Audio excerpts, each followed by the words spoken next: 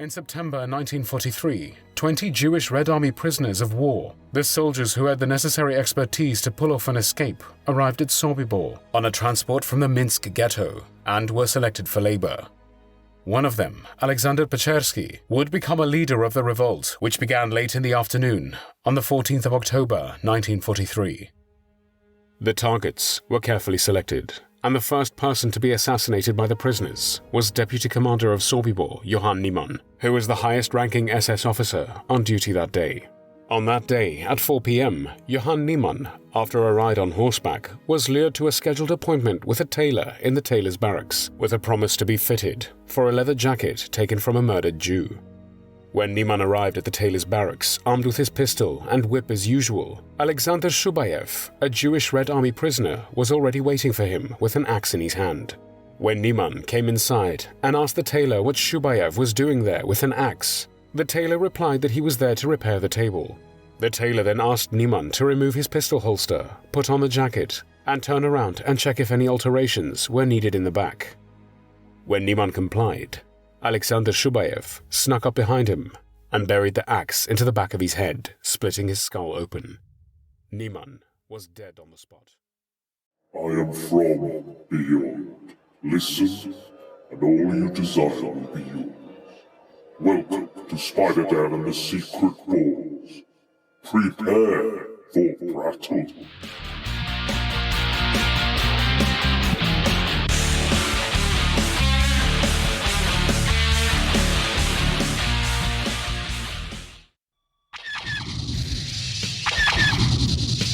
Choose a side in the Clone Wars.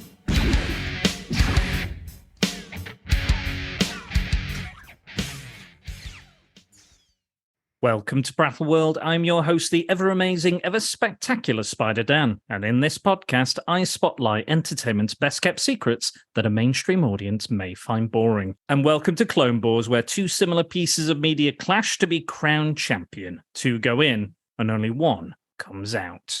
And it is again, for the final time, World War II month. It's been a hell of a ride. Me and Andy going through all these true events, true facts and figures, and it's been scary, it's been depressing, it's been interesting, and I hope everyone's enjoyed the whole month, because I know I have, and I'm glad the kind of things we picked out and the stuff we've had and the guests we've had to join us as well. I thought they've all been amazing. And we've got one more thing, or two more things to talk about. So we're going to be talking about the Escape from Sobibor, which inspired two films. It inspired Escape from Sobibor 1987 and the 2018 version as well. We're going to go, there's quite a few differences between these films, though, at the same time, and we'll get into that. But we have our final guest is here and has joined us, and he's gone through both of these films like an absolute soldier, considering how dark, depressing, and full of horrific true life things that occurred. Super Dummy Paul is here with us. His eyes have been opened. Depressed, super dummy. super depressed, super dummy, yeah. Super eyes open, super informed now of the kind of horrible things that went on. If you don't know, Sobibor was a death camp, much like Auschwitz, and all the other ones as well. Slightly smaller, but still scary, terrible experience that we experienced twice. We got the pleasure of experiencing this twice, Paul. So I'm so glad you made it. I'm so glad you could be here. Me too, I guess. Thanks. Possibly. Thanks. You're so grateful. Yeah, it's great. Lovely. We all are. We're all grateful. But no, seriously, Paul, I do appreciate you. I know you tend to watch these films 2 or 3 times, because I know your memory isn't the greatest, much like mine. Yes, so I'm glad that you did that once and 2 or 3 times, or however many times you've done it. But I do appreciate you being here and taking the time to experience this with us. But there is one man to blame for our feelings and to have opened our eyes to this. So it's Angry Andy. I gave Angry Andy maybe 7 different Clone Wars he could have picked, all based on World War II events, all based on facts, like Stalingrad versus Stalingrad, or Midway versus Midway. There was loads That's a of good others. Loads of Why others. didn't you pick that one? And Well- that is exactly why I'm going to pass it over to Andy and say, of all the World War II fact-based films we could have compared, why did we have to do these two, Andy? Well, I think you can't really do anything to do with World War II without looking at what is arguably the worst, most heinous part of World War II, and that is the treatment of, as you said prior to us starting the recording, the perceived undesirables by the Nazi Third Reich, the treatment of them, and what happened to them with the death camps. And that's what these two films focus on. Sobibor was a death camp in the east of Poland, so pretty much near to the Soviet frontier. And this particular camp was the fourth deadliest out of all of them. And considering it shut down in 1943, following what obviously happens in this film, which we'll discuss, which is pretty much a complete revolt by the prisoners there. A successful revolt in some way, but it had the weird effect of sort of forcing the Nazis to alter their plans, their way of doing things, tightening security, and they hid this camp pretty well after the fact. And I think it's important in any sort of discussion about World War II. You can look at the action movies, you can look at the grand fights, the pomp and ceremony, the glory and all this, from the Allies.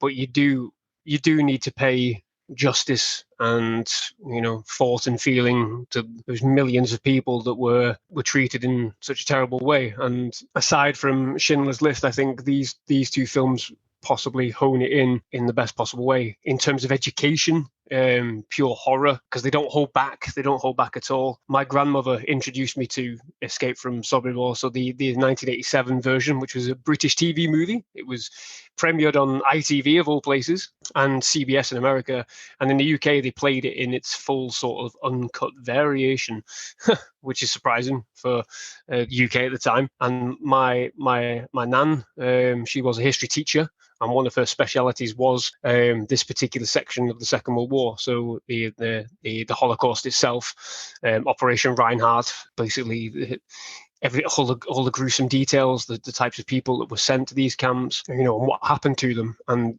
this particular camp in general was used perceived as a labor camp, and people went there under extremely false pretenses. I think pretty much every camp, people were sent under false pretenses and treated in horrific ways. I'd never seen the recent one. It escapes me when it was released. Is it 2018? 2018, correct. Yeah, I've never seen that one up until till I made the decision to look at both of these. So it's interesting. It'll be interesting to see what the discussion is around sort of like the different portrayals, because I think the 87 one portrays it in such a strange way. It almost doesn't seem realistic, but it's just as hard hitting, if not more, I think, than the grim, gory, much more realistic 2018 film. But that's why I wanted to sort of look at these, because I remember my nan talking to me about this kind of stuff, and my nan being a history teacher, I think that's where a lot of my fascination for World War II came from. And then obviously my father being in the military kind of accelerated all that. So there is reason why I wanted us to look at this. The horror obviously being the main point, but paying tribute and respect, I think, as well. Absolutely. And I agree. I'm glad you picked these, because I think, again, it's I think it was one of the first things we decided on, I think, between the two of us, what we were going to cover. And I kind of tailored a lot of the stuff around that and some other stuff. I definitely wanted to do Sarah and this. So the other two films kind of came and went and got mixed around a lot. But this was, for you, it was like number one, the bullet. You didn't even question any of the other options. It was just like, has to be Sobibor, has to be. And I'm glad you picked that, because I think it is. Jokes aside, yes, there is a lot of awful stuff in this, but it is important that we do remember and we don't make these mistakes again. We talk about people, like we said, the perceived undesirables. Trump not very long ago had an internment camp with illegal immigrants coming into the country. Yeah. It's not a million miles away from today, even though it happened 70 plus years ago. Even this week, sorry to just quickly jump in, even this week, there is a sort of immigration building down south, which they've been told to paint over murals featuring Mickey Mouse and some cartoon characters, because it's a place where some children come across, in the small boats alone, got nobody else, and they come across, and they've been told to paint over it because it paints too nice a picture of what's going to happen, which is horrifying. The way you look at it is like, oh, we'll just paint it over because it's maybe there are too welcoming. It's because it's too welcoming a picture, and that's horrifying. And how again, the fuck like is that happening? Again, like you could see it in maybe a lot of these trans laws that are coming into place. People are trying to push that, and they're going, oh, let's look at this group of people. They're different. They're not like us. Let's push them, contain them, lock them up. It's not a million miles away from this story. And the survivors of this story, of this historical events really happened, dedicated their lives to telling this story over and over and over and over. And it's always going to be a relevant story, and we should listen, always listen. Yeah. And that's why it's been retold. There's been TV documentaries, there's a ton of articles and YouTube videos you can find on it for more detail. But that's why it is so important, because we may one day forget the mistakes of the past and be doomed to repeat them. Yeah, I follow the Auschwitz Memorial on Twitter, and I do it purely because it serves as that daily reminder, really, as awful as it is. And they do post heartbreaking stuff every single frigging day. And I went when I was very young, and it was obviously awful, but eerie as well. Like I don't think I appreciated at the time just how horrifying it is just to see things, personal belongings, just sat there gathering dust. That were taken away from people, and then they just vanished. Those people have gone. They've disappeared. Reduced to nothing. I follow that Twitter account, and it's hard. It's hard, some of the things you see on it, and like you do with Twitter anyway. You scroll through, and then there'll be something, you'll see a picture of somebody. Sometimes there are stories on there from people that survived or did escape from other places, but a lot of the time it's just they perished on this date, and you're like, Jesus Christ. Again, it serves as that constant reminder, that historical reminder, because we shouldn't forget the atrocities, and we should always reflect. Especially when times are tough like this, people are making decisions that maybe they're being forced into out of circumstance. Well, you should never be making or being forced into decisions where this kind of stuff has the odd sense of eerie repetitiveness or paralleling. If we start down that path, then we're fucking doomed, aren't we? Yeah, there's that. I always think of that poem that we learned at school. It was like, first they came for this group of people, then they came for this group of people, and then they came for us, and again, it's a slippery slope. Anyway, Paul, welcome again. Welcome. Thanks. Before, obviously, normally we do reasons for comparison, but we know that these are both based on a true historical event, the revolt and escape from Sobibor. Both of these films as well are based on two separate novels, non-fiction books that were written. One is the 2018 version is a Russian film, so that is specifically about Alexander Pechersky, who was the Russian soldier who helped lead the revolt. And then the Escape from Sobibor book was co-written by the small boy who's in both of these films, called Toivy, or Thomas Blatt, also known as Toivy.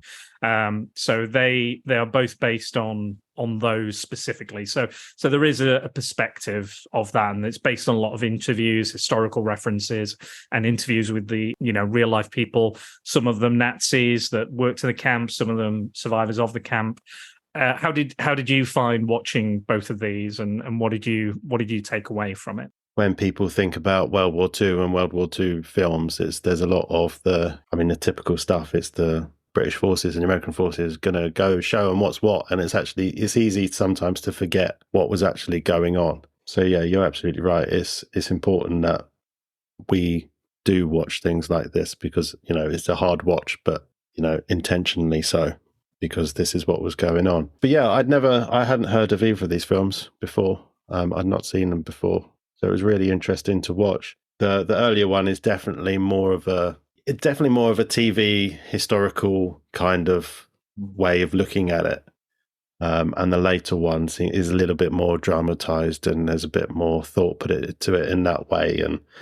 And so it's interesting. It's, as you say, it's about the same thing, but it's interesting to see the different ways of looking at it and how it makes you as a viewer kind of think about it as well, which obviously we'll get into as we talk about both of them. The joys of watching the two of them back to back. It really does. You've got to have a little bit of a breather before you put one on. Yeah, definitely. Even though you're looking at the same thing, the ways that they've come about it are very interesting. And yeah, just like what people are going to get from it, I'd be interesting as well. If people have watched them, send us your comments and tell us what you thought, please. Because I would be interested to see what people's first reactions were when they saw the films as well, because they are very much at different audiences. I think they're both currently available on the UK Amazon Prime. I know. Escape from Sobibor, the original, the 1987 version, is on YouTube. You can also rent the 2018 one on iTunes for 99p.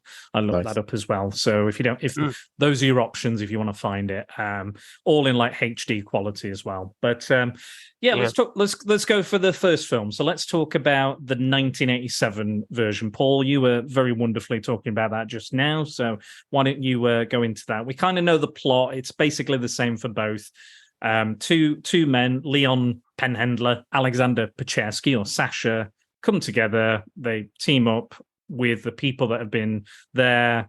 They're all Jewish, and they all decide to lead a revolt. Again, both films depict these very, very differently, like Paul was saying. But what were your thoughts on this first one, Paul? The first one kind of takes you through probably the journey that a lot of people at the time would have been going through, especially people who sort of arrived at the camp. It takes a while, like obviously as a viewer now, especially now, we know what was going on. As soon as you see the camp, you're like, okay, yeah, I know what's going on here. But it takes you on that journey. It takes a while to build into it. You're thinking, they're saying, because there were death camps, there were labor camps, they had different types. You're not sure what you're looking at to begin with, and it slowly builds you into it. The way that the scenes are done to begin with when they arrive on the train, and it's, deal with everyone really nicely, and, the music, and make sure everyone's smiling and all this sort of stuff. They're definitely, in the original, they're definitely trying to take you through the journey that people would have gone through. It's a slow build into the horrors of everything. And it's because we start the film with people trying to escape, don't we?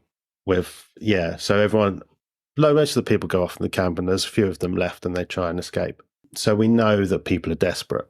And then it goes to the train yard with more people arriving. And it's all, everyone makes sure you smile, and they're lining people up. And then you have people going around saying, volunteer. So you start to get an idea of what's going on. But the way that it's done is very clever, and you're going through that journey. You don't know exactly what's going on here.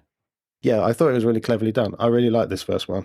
Yeah. It's unsettling, isn't it? It's unsettling. It is. Especially the early portions of the film are really unsettling, because like you say, we already know what's going to happen. We know what's going to happen as soon as they start separating people, I can do this, I can do that. Oh, great, cool. You come with us then. You step forward. We'll go and get you sorted, and everybody else will follow. They're going to be in the fields. They're going to be doing something else, but you'll see them later, and you're like, fucking hell. You're like, immediately, and obviously it's Alan Arkin at this point, isn't it? You can see the horror in his face already before we're even introduced to it. And it's like the slow unwrapping of the horror, isn't it? That they do through the start of this, and obviously we had.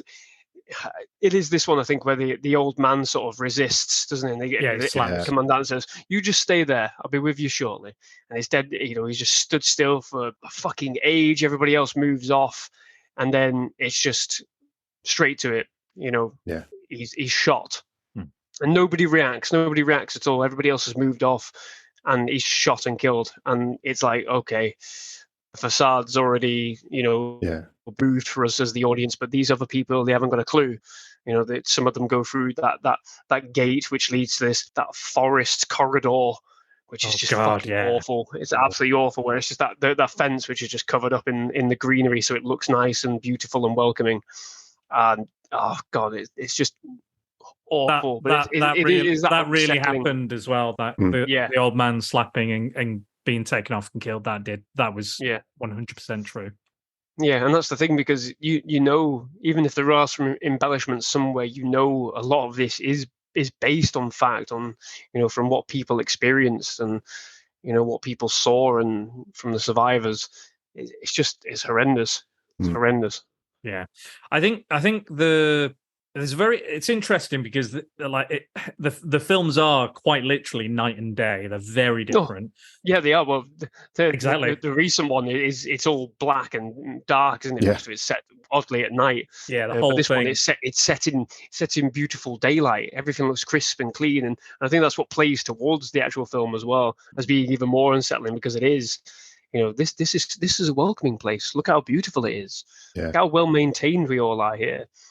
And again, they don't. Obviously, it's a TV film. It's 2.5 hours full length, and they don't show you the violence per se. Like, they won't show it, but the way they imply it is often worse because you're imagining it more so than with the 2018 version. I know we're not comparing them just yet, but we will.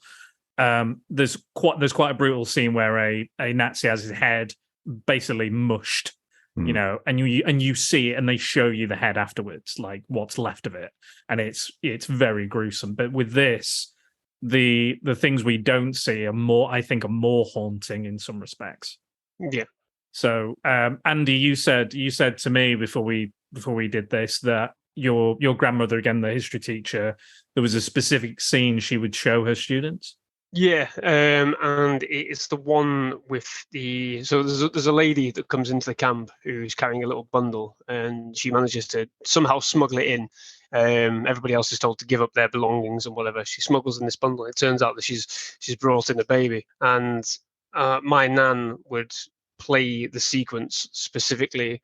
So basically, the baby's gurgling and babbling or whatever, and every time the commandant comes around, they sort of all the ladies work together to sort of like cover up this baby. And unfortunately, on one occasion, the baby makes a noise as the commandant's doing his rounds, and immediately he's straight towards it and pulls out his gun. There are no babies in Sobibor, and she resists and spits in his face, doesn't she?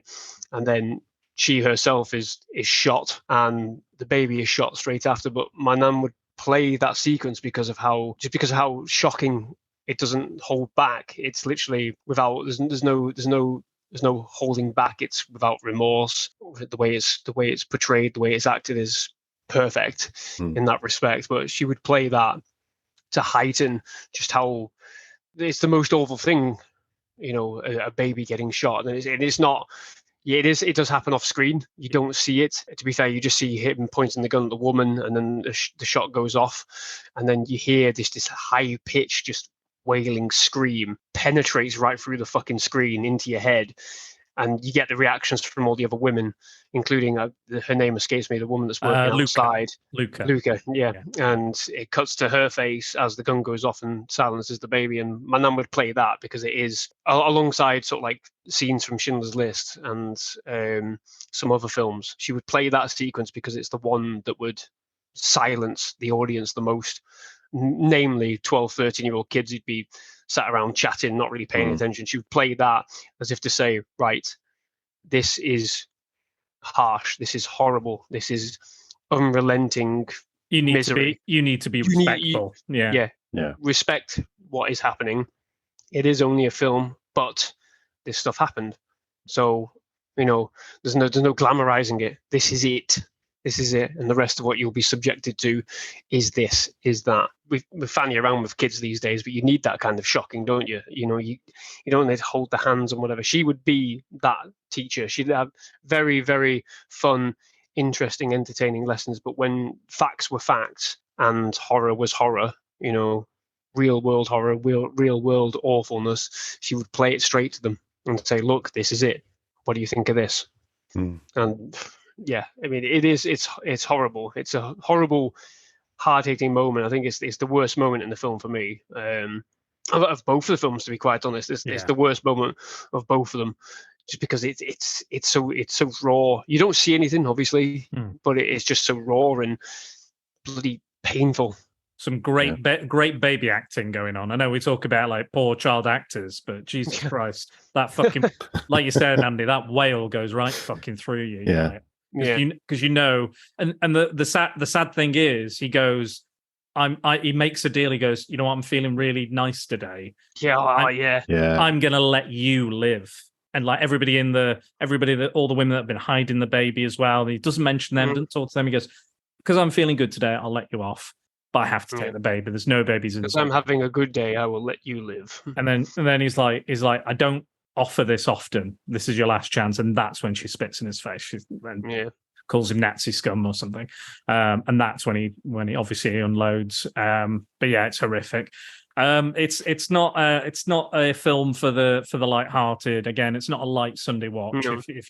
If you're going into this film, that's the kind of stuff you're going to be. Yeah. I think if you were under any illusions before that moment of what the film was going to be, whether it was going to hold back at all, because obviously it was a TV movie, obviously, and it's British TV in the late 80s was low budget, but it's effective.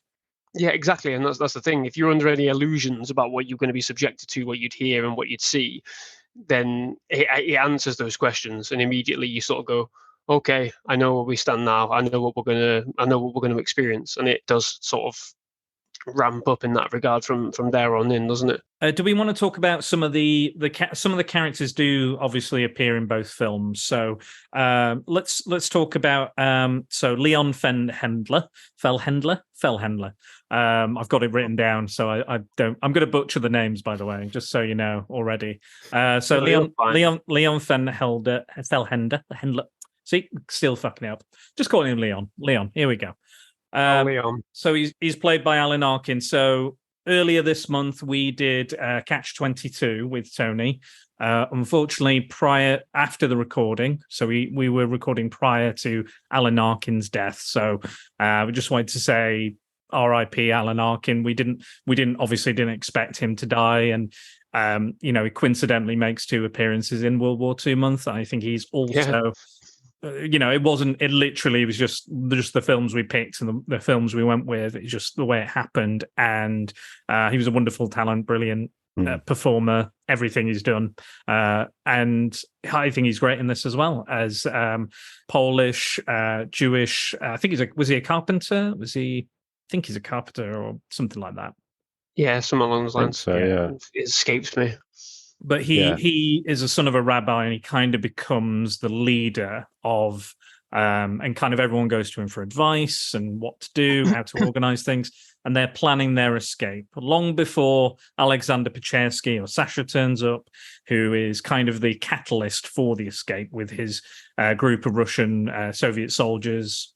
But yeah, he's there, and he's telling people, say you've got a trade, say even if you don't have one, say you've got a trade. Yeah. Like, again, that was real, they're not allowed to talk. They're not allowed to say what goes on there, or they'll be killed. But yeah, I thought he was fantastic in this. And I one of my favorite moments is when Shlomo, who is a 17-year-old boy, his family goes in, he's a goldsmith, takes his brother, he says, "Oh, my brother can help me," in this film anyway. He can help me make things. We can I made this, here's my tools. And they're like, "Yeah, we can find something for you to do." And then they send him away, and then he finds out that his parents are now dead.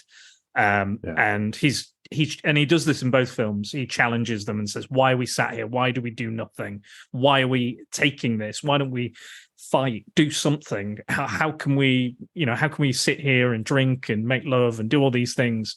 And like Leon has to, he literally puts hands on him and is like, "We have to do it because we have to survive. The best revenge is living. And at the moment, this is all we can do to find some joy in all of this." some minuscule part of it, like to eat well, to drink, to, to all do all these things. And, and he literally has to shut him up because he's like, if you keep going, people are going to, put hands on you and kill you just to silence you, which is something we see in the 2018 version as well, because people are so afraid of retaliation from the Nazis. They want to stop any ideas. And again, we see that throughout the films, both films, any attempts at escape, they're like, right, every 10th person in this line is dead, or they'll play these little sadistic games like do this or do that, or you're going to be my horse and cart or something like that. Just the absolute random selections. Random selection, just the atrocities and the sadistic games that the Nazis play as well.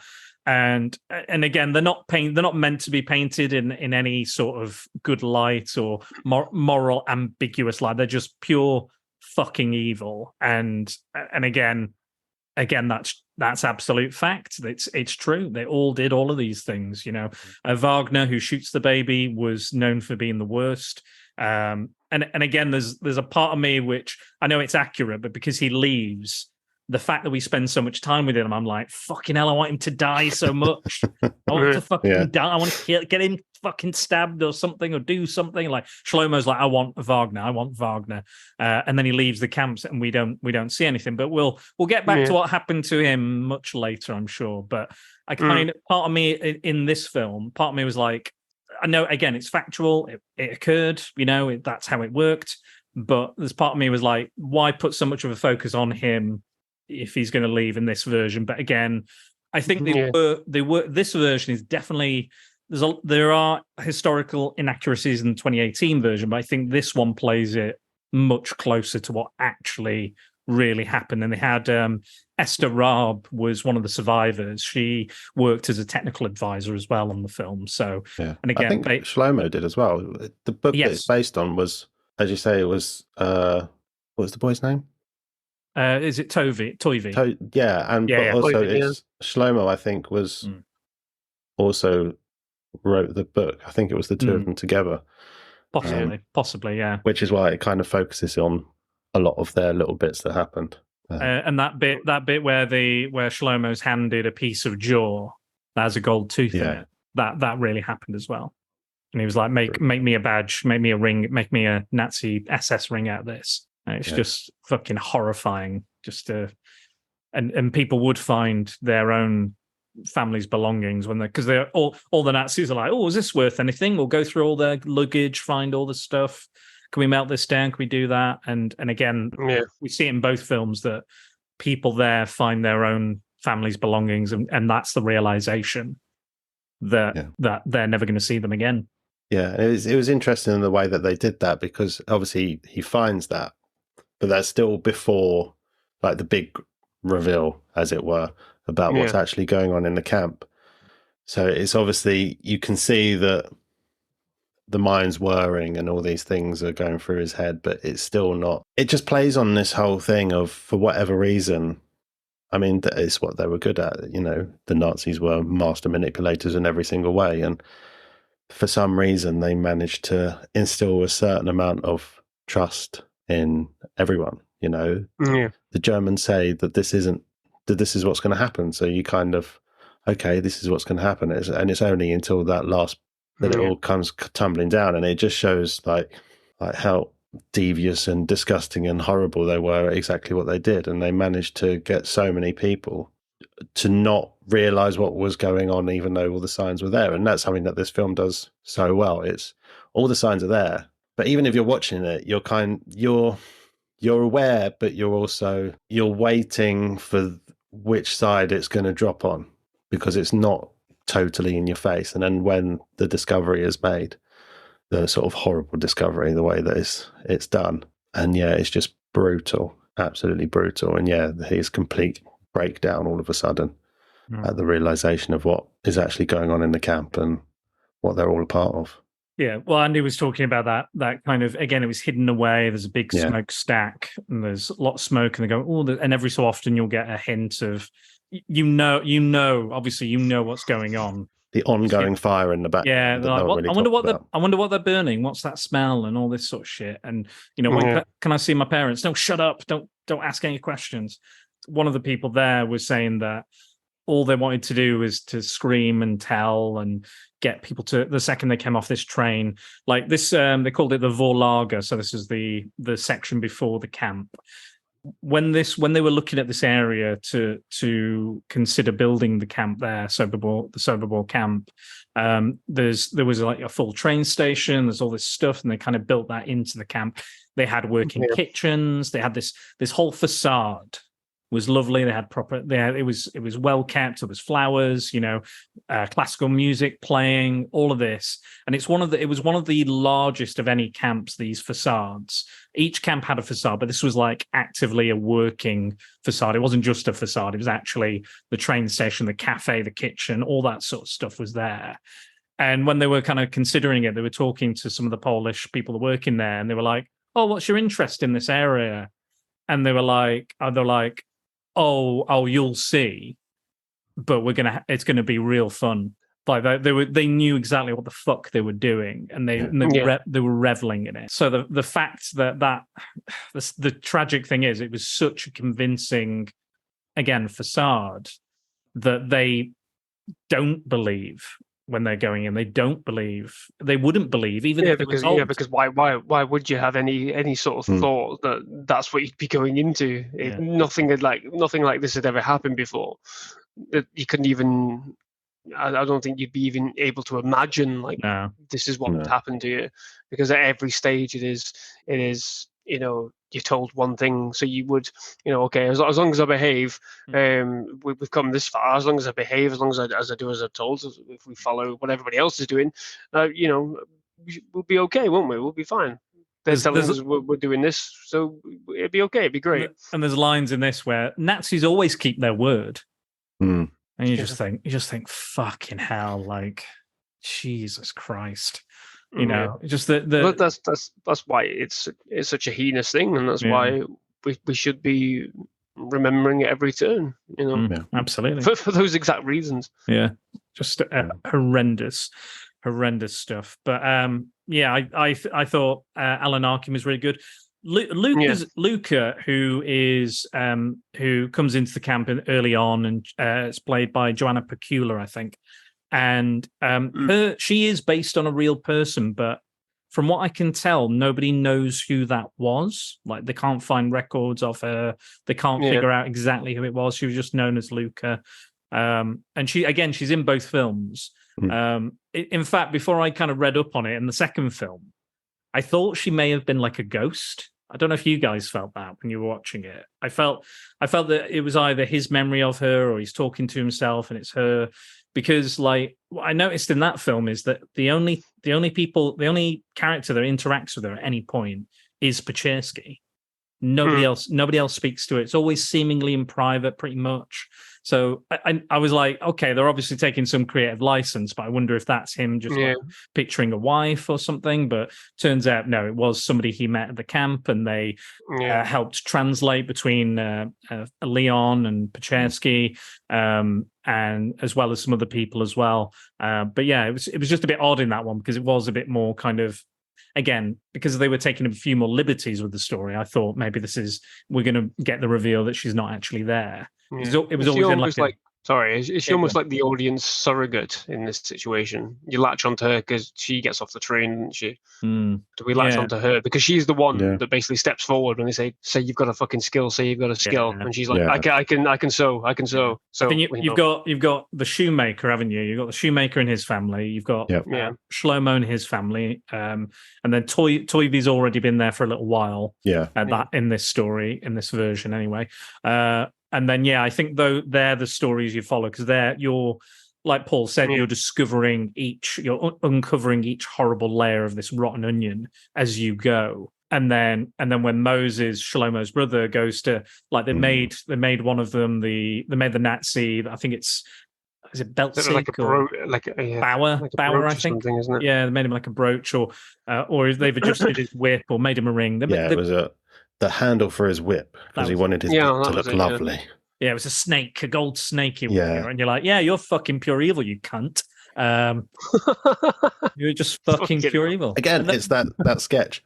Yeah. Are we the bad guys here? Are we the bad? They absolutely are the baddies in this. Fuck I've got me. a whip, and it's got a snake in gold wrapped around it. Yeah, we've got a skull on our head. You are not Indiana Jones. Fucking hell. But Andy was talking about it earlier where he's quite pleased again. Him and Shlomo at this point are still like, oh yeah, we'll do whatever you want. Sure. And even when they're pleasing, I think it's Reichstahl who runs the camp. He's the head, top high level Nazi. Top dick. Yeah, exactly. And he leaves and Wagner's there and he's like, and they've done a great job. They've done exactly what they said. Everything's in good condition.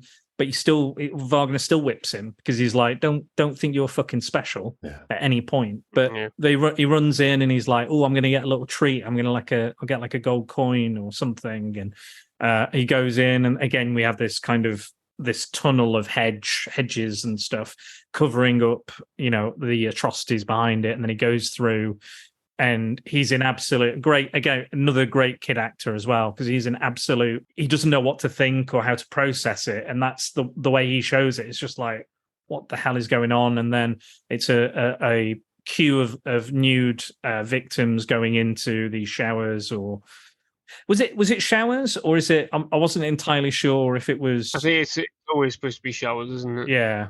So it's a disinfectant kind of, and then they go into a kind of a funeral pyre thing, don't they? I believe that was the situation. But yeah, they were going in there, and he sees them queuing up. They're all naked, had the haircut, and then one of the children runs away. This was, the baby thing was bad, but this for me was worse for some reason. I found this worse because they're naked, vulnerable. They've got nothing. They're dirty. And one of the kids runs out of the queue, and the Nazi sets a German Shepherd on the child, and obviously Moses, not Toivi, Moses is watching this child get destroyed and torn apart by this dog, and that for me was almost worse. Again, both equally bad, but that for me, I was just like, that was even more. And he runs back to Shlomo again, who has no idea. And then that's the revelation for them that what this camp is truly about, and and that's when Shlomo goes to confront Leon and everybody else who's trying to have a good time. As with the baby, you don't actually see; you just hear. Exactly. You see the child running. He runs to sort of like tries. It's a wall, isn't it? I think, or a fence. Yeah, it goes and obviously the dog. You see the dog running across. The camera's tracking the dog, and then next thing you hear is.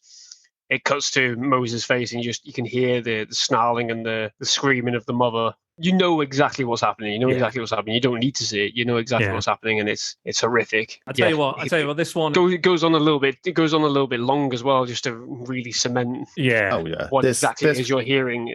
Yeah, this film knows how to linger on things. Yeah, and it does it very well. Yeah, but I think in the right way. Like, it is 2.5 hours, and I think I can understand why certain cuts were made and why for length. Yeah, and it was a good half an hour cut from the US one, I think. Yeah, there's some moments towards the end. So we get to kind of the last half an hour, I don't know, 45 minutes, and this is where one of my favorite actors, Rutger Hauer, comes into it, and absolutely doesn't steal the show, but. It's like Rutger Hauer, isn't it? It's just Rutger Hauer, so he's going to be fucking amazing. Commands the screen as soon as he appears. Yeah, and I love his introduction because they're marching in the Soviet soldiers, but then he gets his soldiers to march as a sign of defiance. Yeah, and the Nazis like, what? How unorthodox? Why would they do this? Exactly. Like, we'll beat that out of them. We'll show them, and again, slowly but surely, the Leon notices and says, "We need somebody like that. We need somebody who is a killer, trained killer that can do these things." And yeah, just when he comes into it, that's kind of where the sparks start kind of flying, because they've it's something that's not necessarily in the 2018 version, but we're going to get to it, but. There is a section of this is it's the will they won't they kind of moment where we're going to do it. Oh no, there's a ton more Nazi soldiers not going to do it. Are we going to do it now? Oh, maybe not. Yeah.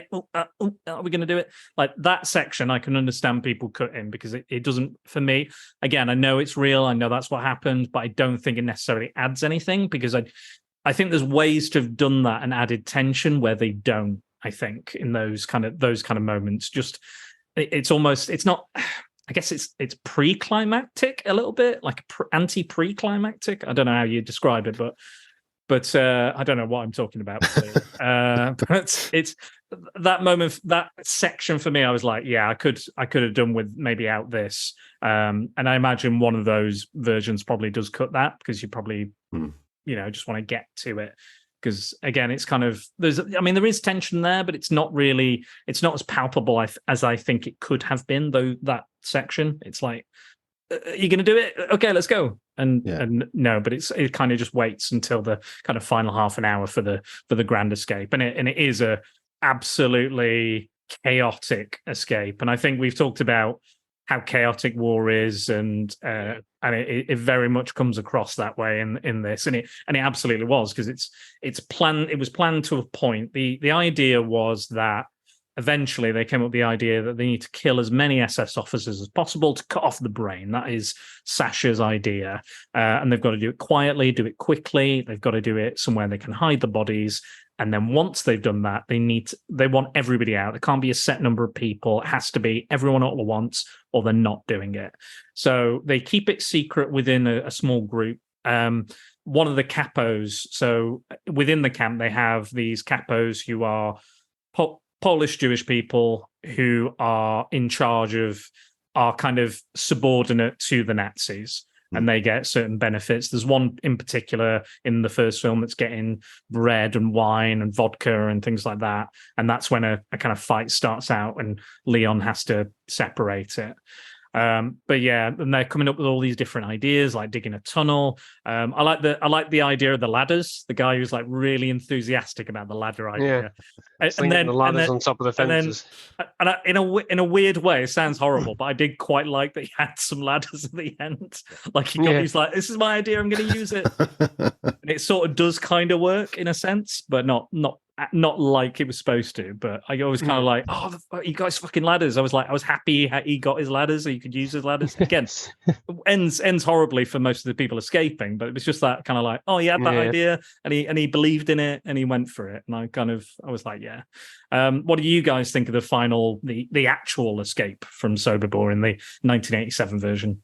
I think some of the build-up, as you say, it's I think they were trying to show the idea that they weren't really sure what they were doing or how they were going to go about it. But yeah, the eventual escape, as you say, it was a vague plan. We have this idea, kill some of the bosses and hope for the best, and let's go for it. And yeah, it was basically at that point, do everything you can. Like, as you say, man with his ladders. I had an idea, so now's the time to use it. Yeah. And yeah, I mean, it's just, I think the way that they showed it, and it's basically, there's a minefield out there, there's barbed wire, and just, it shows the desperation. They were just like, yeah, go for it. Right. Yeah, we've got no other option. It's this, we have to do it, whatever the cost. There's a group of people that don't move as well, and Leon's like, this is your chance, go, now go, and they're praying, or they're kind of, they're either in a mental state where they can't kind of handle it, or they're too old, or they just think, I'm just going to die anyway. I mean, that's it. I was reading some of it, and apparently one of the main reasons that Leon was a community leader before they all came into this, but one of the reasons that he was sort of so on top of everything is because of the position he had in the camp. I think he was handing out the food or something. Right. Which meant he had a position that he was able to eat more, which meant that he was able to actually think through things, because he just had more energy. He had more food in him. And so he kind of automatically became a leader just because of the fact that his mental acuity was just a bit better because he had food. Yeah. And he knew everyone as well. Yeah. Like, he'd be able to talk to everyone, discuss things. Yeah. Jesus, yeah. But that's what it is. Starvation doesn't just work by reducing your body. It cripples the mind as well, doesn't it? So just that little extra bit of portion probably, resulted in success. Yeah. But yeah, and faced with it, and you're starving, you're hungry, you don't know what's going on, you're confused. You've spent however long in that camp, and all the mind games that the Nazis have played on you. I can completely understand that some people would just stand there and go, I don't know. I don't know what to do. I don't know what's going on. it was, we have a plan. A few people know about it. Up to that point, he stood up there and shouted, "This is your chance, go for it." What Rutger Hauer and Leon say, what Alan Arkin and Rutger Hauer say, again, is exactly what they said on the day. Even some of the most, like, it was kind of reminds me, not entirely, but it reminds me when we did Caligula. Again, it's a fucking bizarre film. It's a fucking bizarre film full of fucking bizarre things, but surprisingly quite fucking accurate. Like a lot historically accurate. Like it's so unbelievable that it has to be true. Yeah. Yeah. Truth is stranger than fiction, isn't it? So yeah, exactly. Yeah. Well, yeah. I mean, oh God, Caligula, Jesus fucking Christ. yeah, it's he was a person. He was a monster. But yeah, that's a film that I've already covered. Go back and listen to that one because that's definitely that was an interesting episode. You're telling me. Ooh, longer than either of these films as well, and dirtier. God, yeah. And my word. And they're bringing out a new cut of it as well. So get your hands on that quick. Oh, in full 4K. Oh God. Oh my God, no. Oh dear. Well, I don't. I'll be honest. I don't have much kind of facts and behind the scenes stuff about this. No. There's really quite not that much. It's more again about the history of it itself and things like that. Yeah. There was he's not featured in either film, but there was a Dutch artist called Max van Dam. No relation to Rob or to Jean-Claude. Yeah. But he was quite a famous kind of Dutch artist, and they kept him alive. And he did portraits, and he painted the camp itself and various other kind of Nazi propaganda shit. They don't know what happened to him. They also don't know what happened to Luca either.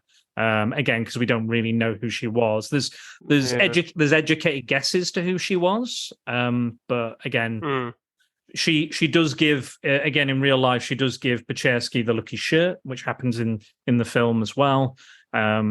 But yeah, we don't know what happened to her. It's assumed she died, but we don't know. Yeah. But again, Luca was a nickname, wasn't it? So. Yeah. In terms of the actual escape, so only about half of them actually made it out that attempted the escape. So roughly, I think, around about 600 attempted the escape, and only 300 made it. So that's because they were faced with a bloody minefield. Yeah. What soldiers were left, what guards were left. They were Ukrainian guards as well. So what Ukrainian guards were left, just mowed them down as they were running. So it was literally just like you said, Paul. It was just a case of this is your chance. You got to take it. Just run. So you can only obviously there's a lot of people that were never accounted for across all the camps. So. If we don't know what happened to them, then you have to think the worst in this situation, don't you? Yeah, exactly. Apparently, Heinrich Himmler visited the camp to see it progress. Apparently, Max van Dam did a portrait of him, supposedly. Not sure if that actually happened or not, but yeah. But you are right, Andy. Most of them were either killed on the attempt, and they were either rounded up, or they were given in by locals. Gave them back in. So Toivy, who again helped write the book that this film was based on, was taken in by a farmer, but later shot by that same farmer in the jaw, and pretending he was dead, and was able to escape him, and again live to a very ripe old age, luckily, but fucking child shot in the face by someone who's not even a Nazi, just somebody who's a farmer, who's just a regular dick, just a regular fucking awful person who, again, equally is scared at what could happen. Shlomo did survive, and he moved to Brazil. Which this story blows my mind. This is like I want to see the rest. I want to see the rest of Shlomo's story because fuck me, this is crazy stuff. So he moved to Brazil. We are obviously historically a lot of Nazis ended up in Brazil, including our friend Wagner, the baby shooter. In 1979, the BBC conducted an interview with Wagner, and he showed zero remorse. Not really surprising, but he showed zero remorse. No extradition either. No extradition, nothing. So he's just living out his life, having a great time, old Wagner. And then sometime later, he's found with a knife in his chest. It is deemed a suicide. And All right. and apparently Shlomo helped find Wagner. And when they were writing the book, they were speaking to Shlomo, and they were like, "Yeah, it was deemed a suicide." Shrug. I don't think many people go and kill themselves by falling on a knife. It's not often that suicide happens, I don't think. No. So yeah, and apparently in one of the end of the 2018 version, they said he captured or found or killed another 18 Nazis, apparently. But again, I don't know how true that is. But it became a veritable Nazi hunter. Yeah, it became very X-Men First Class all of a sudden.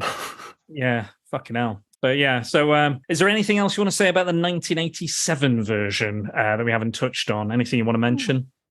No, I don't think so. Apart from to say that it's long. It's a long film, but Yeah. It's very, very well done. It really is very, very well done. I really enjoyed it. It definitely feels like one of those older classic kind of war movies. It's got that. Yeah, it's got very similar veins to like the Great Escape and things like that. Obviously not without the fanfare and you know what I mean. But it's shot in a very particular way. It's staged in a very particular way. It has a very particular feel. Call that budget constraints. Call that the era of filmmaking. Whatever you want, but obviously it works. It works to its advantage. It's that mystery, the unraveling of the what's going on, the pulling back of the curtain and seeing the real evil as it is. It's fascinating. It's traumatizing as well. So yeah, it's what little we see is not sort of like, it doesn't compound the effect of the film. It's very, very well done. Plus you get to spend more time with the characters. Yeah, it's very much character driven. It's a character driven story, and you get a real sense of who these people are, who they would be if they weren't here, what hopes they have, what dreams they have, and the idealism that they all share and they all carry towards the end of the film. Just blind hope and determination. We get a real sense of that with every single person. Alan Arkin's fucking great. Yeah, it's absolutely great. Like you say in the bit where he tells the lad, we're doing this because we have to survive. This is the only thing we can do to survive. It's compelling. He's compelling. Really is. So yeah, great film. Really, really good film. No, I deserves a watch. Yeah, definitely. I would say, watch it, set aside some time, prepared not to be cheery for a bit, but definitely watch it. It's good mental health day. Yeah, yeah, definitely. It is a really good film. The way that it's shot, it's done for a particular reason. Even the use of music or lack thereof, most of the time when you hear music, it's going to be someone in the camp is playing that music. There's very little added on top. Yeah. Or it's that classical music out of the speakers, and it's got that kind of speaker filter on it, and you're like, this is they're doing this just to welcome them in and make them feel like it's all part of the facade. Exactly. Yeah. There isn't much of a musical score for the film. No, it's all kind of told as that's one of the categories, Paul. So save that. Save that. But again, what music there is extremely effective in portraying the feel, the mood. As soon as you hear the music, like you say, you go, "Oh fucking hell!" Yeah. You know exactly what it means because of what was shown in the initial stages of the film. So we know what it means. You know what that signifies, and what it signifies is fucking horrific. Yeah. And equally, the use of silence. There's like a couple of scenes that go on for like an amount of time where you suddenly think, has my sound died? Yeah. But it's purposely like they use silence in this film to really kick you in the guts. So it's a weird. That's a hard trick as well. That's a hard thing to do in a film and make it work. Yeah, it really is. You don't see it very often because, and I lament it sometimes. If you're not going to say anything worthwhile, don't fucking say anything. Well, this film does it perfectly. Yeah, exactly. You don't need to say anything because it's there, crystal clear. You know exactly what you're experiencing, character emotions, the way people are behaving between each other, what the moments they're sharing. It's there. They don't need to talk. Good. We've talked a lot this month about sound and sound design and the lack of music, or every film and comic we've covered this month. That's just occurred to me that we've spent a good chunk of time talking about that, and I think in every film they've used it absolutely in the right way. Okay, I will quickly say I just have to get that out here. Get this in. Some of the acting is amazing.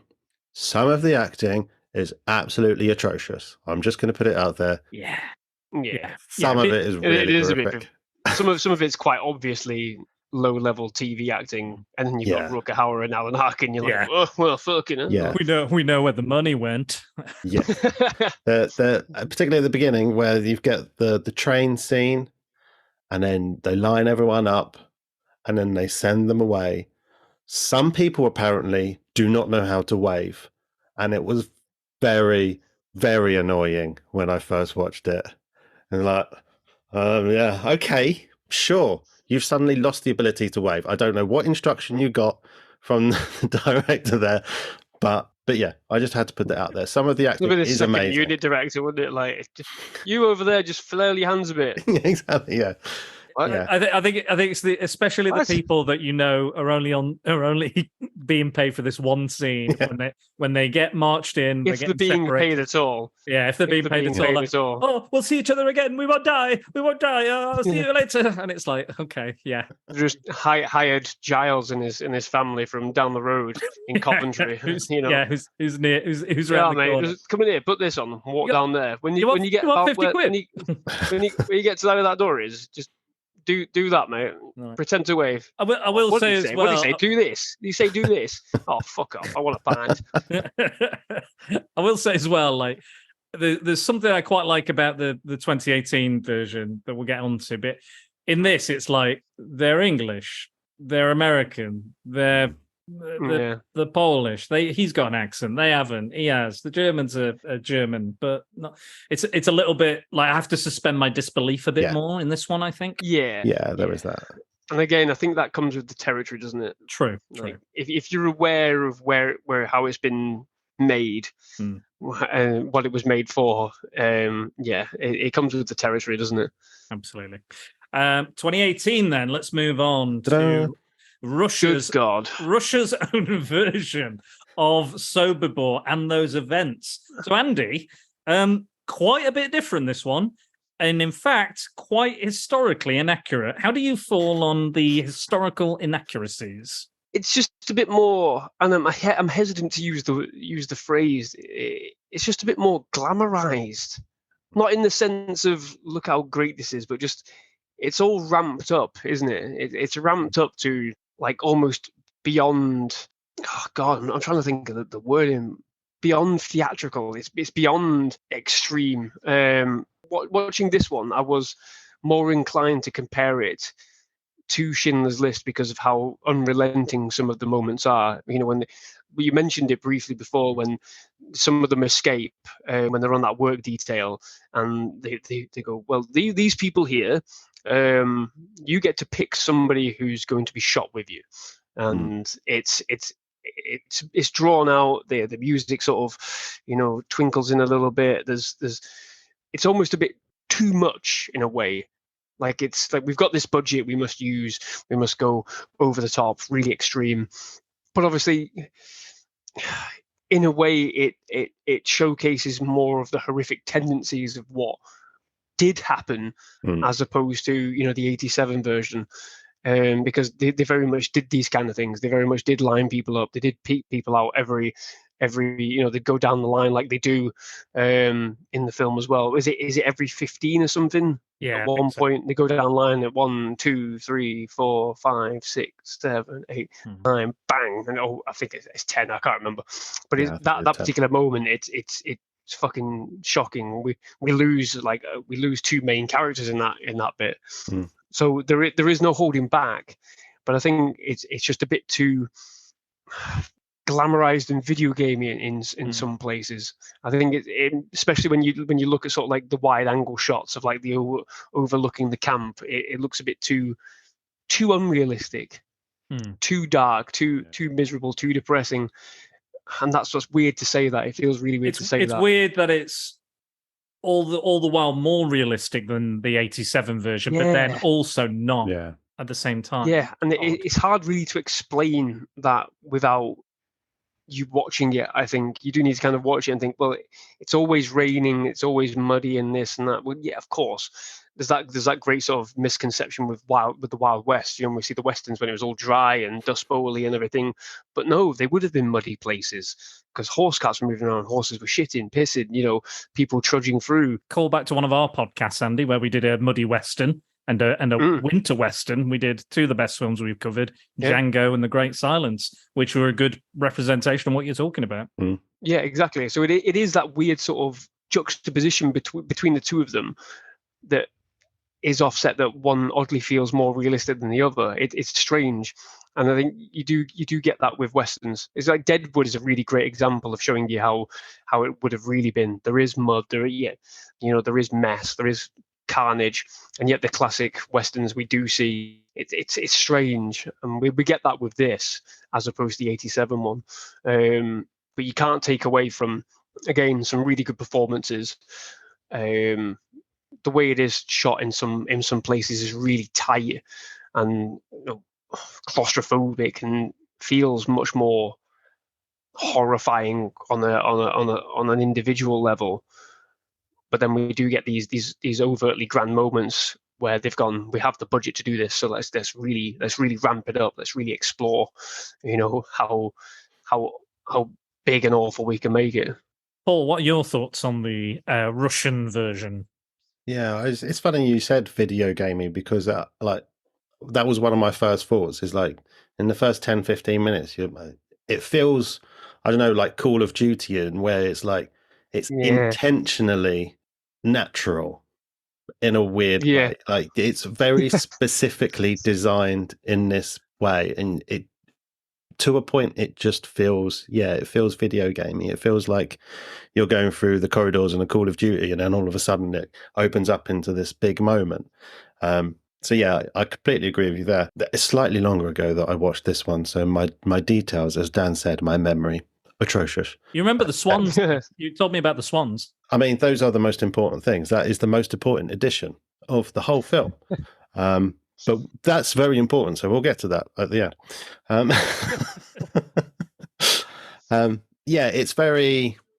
It does have a nod to sort of Russian cinema. Sasha is our Russian hero. He persevered and he got through it, and he got through the end and saved the world. Yeah. This He's is the something, ray of light for everyone. Yeah, this is something I wanted to talk about. So this is funded by the Alexander Pechersky Foundation.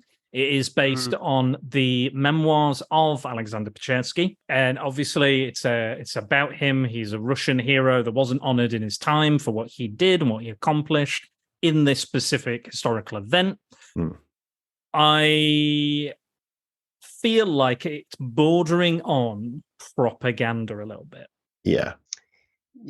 Because they reduce Leon's role to basically sort of being a coward a little bit.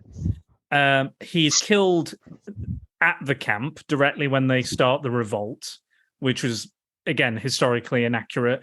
He kind of that kind of threw me off a little bit. I was like, because I always seem to struggle with trying to make sure I know who the characters are. Yeah, and he was gone before I really sort of got a sense that he was Leon. It kind of came and it went, and I went. Hang on a minute. Time frame wasn't he the main guy? Yeah, I took it back and then watched it through again. I was like, what? And I did have to pull up the IMDb page and everything and look at who the character listings. I was like, that can't be right. That can't be him. But yeah, it's almost like they write him out of the story. Yeah, and the time frame focus on everybody else of everything is so weird, because in 1987 version, obviously the kind of last sort of like this film kind of takes place in the last half an hour of the 1987 version. Yeah. But then there's events in that, like the gardeners snipping the barbed wire and going into the minefield, which happened like months earlier. So it's like they're really throwing things around, and like there's no like he turns.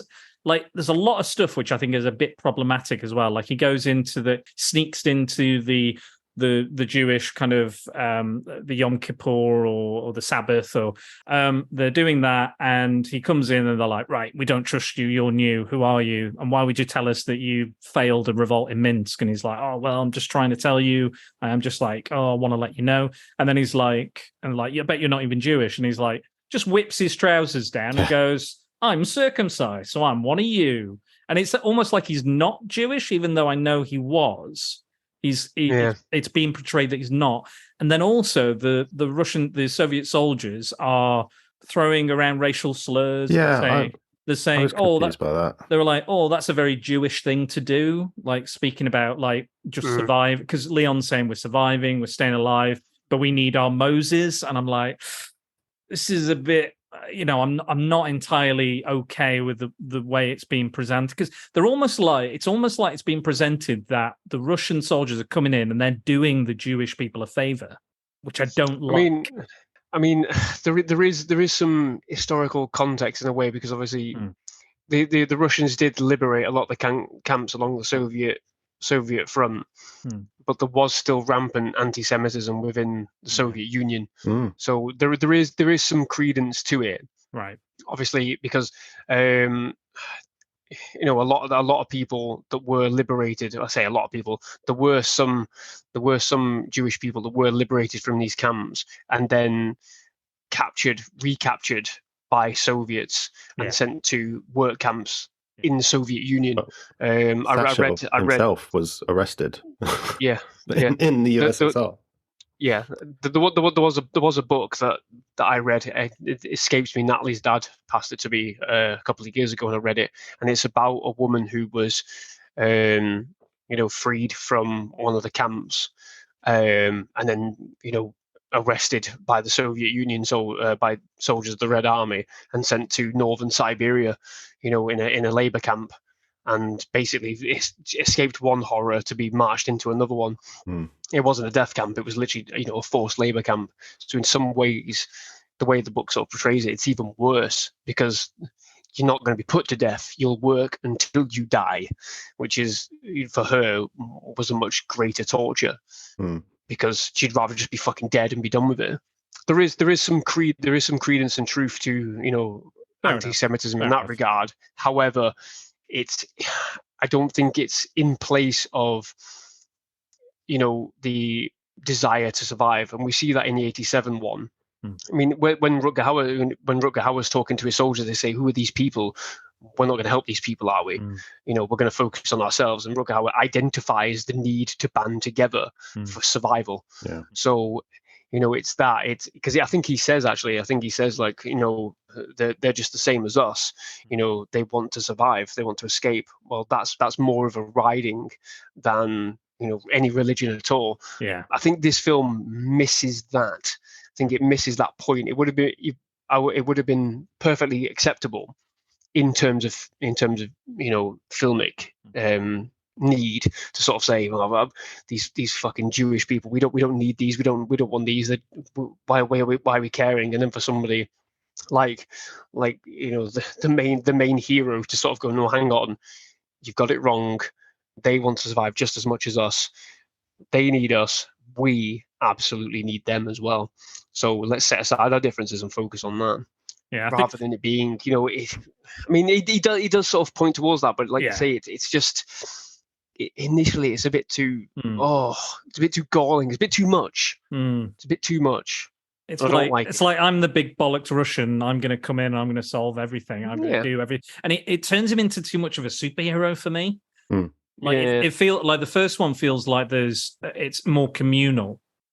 It's more of a communal effort. Like there are these main kind of people, focal points, but it feels more communal. There's more characters. There's more. We spend more time with them. We understand them. With this, it's all like like ramped up to 11. Like, and again, the urgency is ramped up as well, because it's like, oh, we've only got 3 days, 2 days. Oh, they're gonna demolish our camp because the last camp's just been demolished. And there's that really horrific moment where they open the train up and it's just full of dead.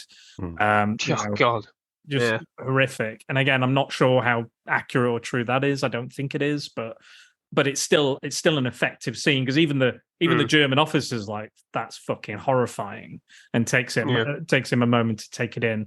I will say it does, in a way, like you said, it does feel more realistic. I like that there's all these different languages are being spoken. So you've got like Yiddish and German and Russian. All of these languages are being spoken, and I appreciate that, because it made it a bit more. It made it a bit more real in a sense. But yeah, there are the language barrier, the difficulty of getting across like the general plan, the ideas. Weirdly, Christophe Lambert is in this of Highlander fame. Now he plays Carl Frenzel, Carl Frenzel, who was not, like, again, historically in this film, he's above Wagner and Niemann and Beckmann and all the other Nazis that were there. But actually, he was only in charge when Wagner left for that retreat, when they went away. That's when Frenzel stepped up, and then he was in charge. And his lines, he speaks them in English, but then he's dubbed over. Yeah. It's really confusing. God damn it. Surely when he's speaking, I don't know, French or wherever Christophe Lambert's from. I'm just going to say it. No need for him to be in this film. Absolutely no need for him to be in this film. Not only is he dubbed over, but he's wearing fucking prosthetics as well, man. Yeah, it's like, what the fuck? Why? They just done it because it's the name. Is that what it is? They just I think it'll be. I don't have any issues with him. I don't rate him at all as an actor. Never have done. I purely think they've cast him for international appeal, because people like Highlander, people like Mortal Kombat. It didn't work because it made no money in America. It's a Russian film, Andy. Russia are too busy playing with the elections and trying to do all that sort of stuff. I felt like they could have done more with him. Like this, like he's on the front of the image. He's on the image of he's on all the posters. He's on all the promotional images. Superimposed to make it look like he's doing something. Yeah, and it mostly just sits around. And I did. Now, historically, his character did. He was interviewed again by Thomas Blatt, Toivy, who again wrote that book and did a lot of research and continued to do that up until his death. He interviewed him years after the fact. Came face to face with his tormentor and said, "What the fuck did you do?" And actually, unlike Wagner, he did regret what he did, or he at least said he did. And yes, and that apparently is the only time a Holocaust survivor and somebody who perpetrated the Holocaust met face to face again after the war, for a long term interview or discussion. Other than a knife in the neck. Yeah, but Shlomo was just waiting outside with like a machine gun or a knife, another knife. Yeah, that's good. There was always a great separation, wasn't there? So through the Nuremberg trials, they were literally brought in and kept separate. Witnesses were brought in to testify, but they weren't sort of made to face their nemesis up close and personal. God, I can't even imagine what that would be fucking like. He's unreal, isn't it? I couldn't even imagine what must have been going through his head or how he felt. But there's definitely more of a focus on him, where in the first one it's Wagner who's kind of the main evil one. But that's because there was the tree stump scene. That did really happen as well. And I think they wanted to build up that antagonism between Frenzel and also Pechersky. So they have that scene, and he goes, "If you chop this stump in 5 minutes, I'll not kill anybody here, or I'll kill. But if you don't, I'll kill every 10th man here." And he managed to do it in 4.5 minutes. And then Frenzel's like, "Here, have a drink, have a smoke." And he's like, "Nah, I'm good." I'm fully satisfied by the rations. I don't like smoking. I don't want anything to do with you. And then obviously Frenzel fucked off, really angry at this, as kind of focuses in on him. But again, they don't really do anything with him. They imply that he had a Jewish girlfriend and his dad was an anti-Semite and got him to break off the engagement. But that's it. And he's never like you can tell he's not necessarily on board with what's going on. But they neither, make him go, oh no, I'll help, or I'll do something, or I'll go full evil. So it's kind of like a nothing character. Yeah, there's no active resistance, and there's no poetic sort of, I have to do this because it's orders. Nothing to sort of point to somebody who's literally shackled to carry out, the atrocities. There's nothing, is there? It's just kind of bit of meandering, wandering around, standing in a tower, staring at people through that prosthetic nose. Yeah. Yeah, when they did the big party scene and the chariots and everything, I thought, oh, this is the point where they're actually they're gonna use all of this that they've just built up on, and it's going to lead to something. No. Yeah. Nothing. Again, like those things, I wouldn't have a problem with them. Kind of, I'm not a strict believer in like historical accuracy, but to a point. But because we're actively comparing these, and we've read, and we've researched, and we've watched things that tell us the true story, and then to just go, none of that. He's going to kill him. He goes there. This happened then. It's like playing fan fiction with a fucking documentary or something. It's bizarre. I just didn't like the wrong people killed the wrong others. Like on this one, they seem to focus on the Russian soldiers, the Soviet soldiers killing their guys, and then the other film, they just run in and go, oh, we killed them. Yeah.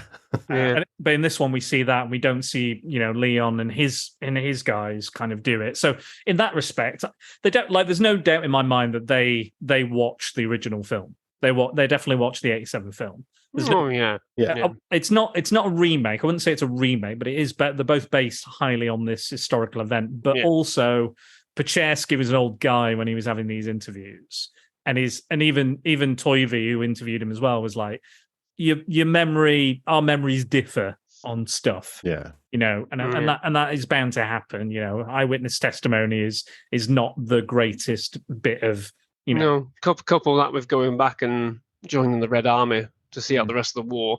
What other propaganda sort of thing was he subjected to? Say this because you did this.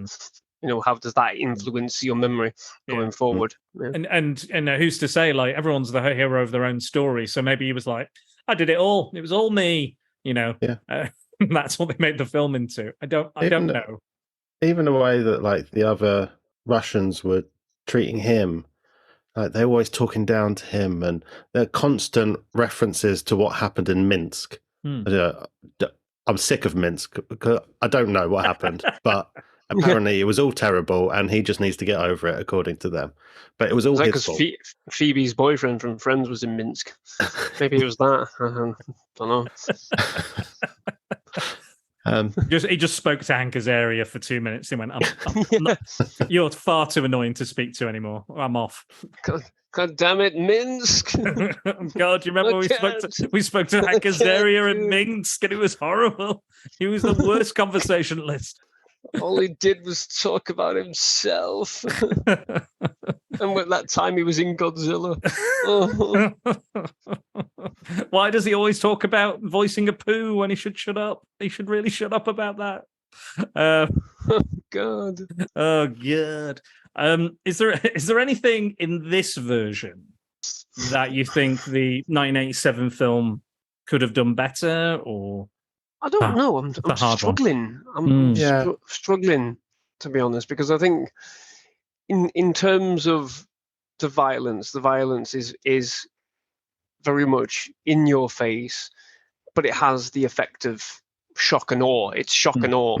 This one. Again, I'm hesitant to sort of compare it to Schindler's List, but again, the section where they clear out the ghetto in Schindler's List. Obviously, you've not seen it, Dan. No spoilers. It's all right. But they when they do go. I wonder how it ends. Well, I don't know. But obviously, when they clear out the ghetto as it is, it's pure shock and awe. For 15, 20 minutes of that in Schindler's List, it is pure shock and awe. So in this, I feel like they took a lot of moments and thoughts from Schindler's List, as well as some of the way that the 87 film works as well, and sort of incorporated, meshed the elements together. Pure shock and awe moments. Like I was saying, they go down the line, count to 10.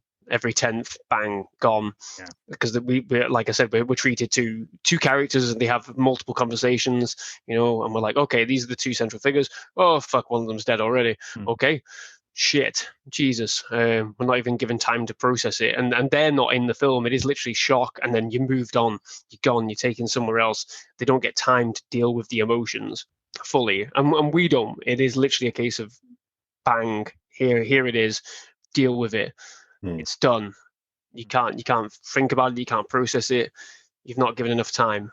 But I think the speed at which this moves does have a bit of a detrimental impact for me. I don't feel like I felt truly invested in this one, weirdly enough, despite the raw intensity, the raw brutality of it. And it's still 2 hours as well. It's only like half an hour short. Yeah. It does have a pace to it, but again, I think you're right. I think the problem is because it's going like I think as well. The issue is there's so many people involved in this in both films. There's so many characters to keep track of. Like Andy, you said you lost track of who Leon was, and I did as well. And I was like, he's the main one in the last one. Where is he? What's going on? Yeah. And have we not seen him yet? Oh, no, we did. I thought he's fucking dead. and again, the movie forgets about him as well. The movie goes, he goes, oh yeah, and it's kind of like really casual, like, oh, by the way, we do have a plan, a committee that we put together. If you are interested in maybe possibly breaking it out, and then they have another conversation, and then his face will pop up here and there, but he's not like he's not it's not him, is it? No, really, it's not him. And then he's portrayed like he's a coward, and he's like waiting for this Moses and all this sort of stuff, and I was like, and again, it doesn't even like the plan as well is formulated between the two. In the first one, it's like, what if we do this? Can't do that because of this. Can't do that because of this. What about this? Like they're looking for solutions. In this, he just goes, "We're gonna do this." Yeah. And everyone goes, "All right, you're Rambo. Let's go, Russian Rambo." Okay. You're saying losing track of like the characters. Even in discussion, I've got confused with the names. I've literally just got confused with the names there. Yeah. And that says everything about it. I lost track of who people were. I couldn't really identify who they were. But with the 87 one, you're given them. You know exactly who they are. You know exactly what their purpose is, what their desires are. Like I said, what they want. Again, the same with the Nazis. There's two Nazis I just kept confusing as well because I was like, they're both like cackling like little fucking little. They're just like in this. What talking about bad acting, Paul? Fucking hell! Like the Nazis in this are like, you're going to die. Oh, clean your boots, clean. You should die with clean boots on. And all of them are acting exactly the same, apart from Christophe Lambert's character, who's a half-formed character. Everyone else is just like a cackling, issues. Just a cackling idiot. And it's like, and again, they're doing some horrific stuff, but fuck me, it was like not, they're usually drunk, or like most of the time they're drunk. Like one of them's going around baptizing all the Jewish prisoners and just shooting people, and it's just like a lot of that. And I was just like, it wasn't as effective as the scenes with Wagner in the first film. Like when he's, again, with the baby or any of the scenes he's in, he's great. He's fantastic, that actor in that 1987 version. And you feel it. You feel the palpable hatred and, every day they deal with this fucking sadist. In this, it's just like, everyone's doing a bad Joker, impression and just like, I'm so evil. I am the Nazi and I'm so evil. Look at me doing the evil things. It was really. I was just like, I don't care. Like, oh, one of them's put jewelry on. I don't know which one that is. But again, actually, no, I do. That's Neiman, because I remember going, you're supposed to be, Frenzel's supposed to be under you, but you're acting like Frenzel's above you. And I was like, that's wrong. It's all wrong. Yeah. But yeah. So they replaced Stalking Menace with cartoon villainry, didn't they? Yeah. Again, there is a way to do that. Again, fucking Schindler's List. There's a way to do that and have it still be super effective. Have it offset. What the rest of what's going on. There's a lingering, looming dread in the first one. In this, like you said, Andy, the going at 1,000,000 miles an hour. So it's just like, bam, he's dead. Oh, did you like him? He's gone. Fuck it. Who cares? Yeah. You immediately know what's going on in the camp because it shows you. It's like the checklist of why Mr. Russian Man is great and why Nazi people are evil. Yeah, just got to go through all of them. Like the trains. Yes, that happened, but did it happen while he was there? Don't know, but it's something that happened. Throw it in. Like it's the 1 in 10. Yeah. Did that happen while I was here? Don't know. Throw it in. It's just you have to go through all of it. Like the Nazi camp guards, they're all drunken, power crazy, whatever word you want to use. Yeah, chuck it in. Make them all that. Apart from the one guy who has major daddy issues for reasons. It's the checkbox of do it all. Yeah, and it just rattles through them. And yes, at the end of it, you come away going, yes, the Nazis were horrible. It doesn't really give you a sense of the actual events. And it also seems a little too easy as well. Yeah. In this one, I think like the killing, again, like in both, I think they do handle it quite well. There's the nervousness. Should we do something? Oh no, they discovered us. I think they both do that pretty well. But I think the escape itself, it's kind of, there's a lot more like gunplay in this one as well. Like we've got a budget, so let's have the guns going off. But again, that's not, I don't think that's as interesting because there's a disconnect for me. Because again, these characters are like, they've got nothing, they've got knives, they've got their hands, you're going to choke people, stab them, break their arms if they can, they'll have a plank of wood with a nail in it if they need to, they'll do whatever they can. And I think when you introduce all the guns, like there was guns in the first one, don't get me wrong, but it's not as, it feels like they've got like one bullet, like they're very limited. In this, it just feels like they're firing away and they could go on for days. But the Nazis in the 87 one, they have like submachine guns going off and they shooting for ages. And it feels like in this one, every single 600 prisoner has at least one gun, But I did like Shlomo in both of these films. I thought he was portrayed particularly well in both. Whatever the actors' names are, I thought they were both pretty good, and I think they presented that character. Again, I think they made him out to be probably a bit better than he actually was as well. It was like 18 Nazis after escaping. Yeah, who knows?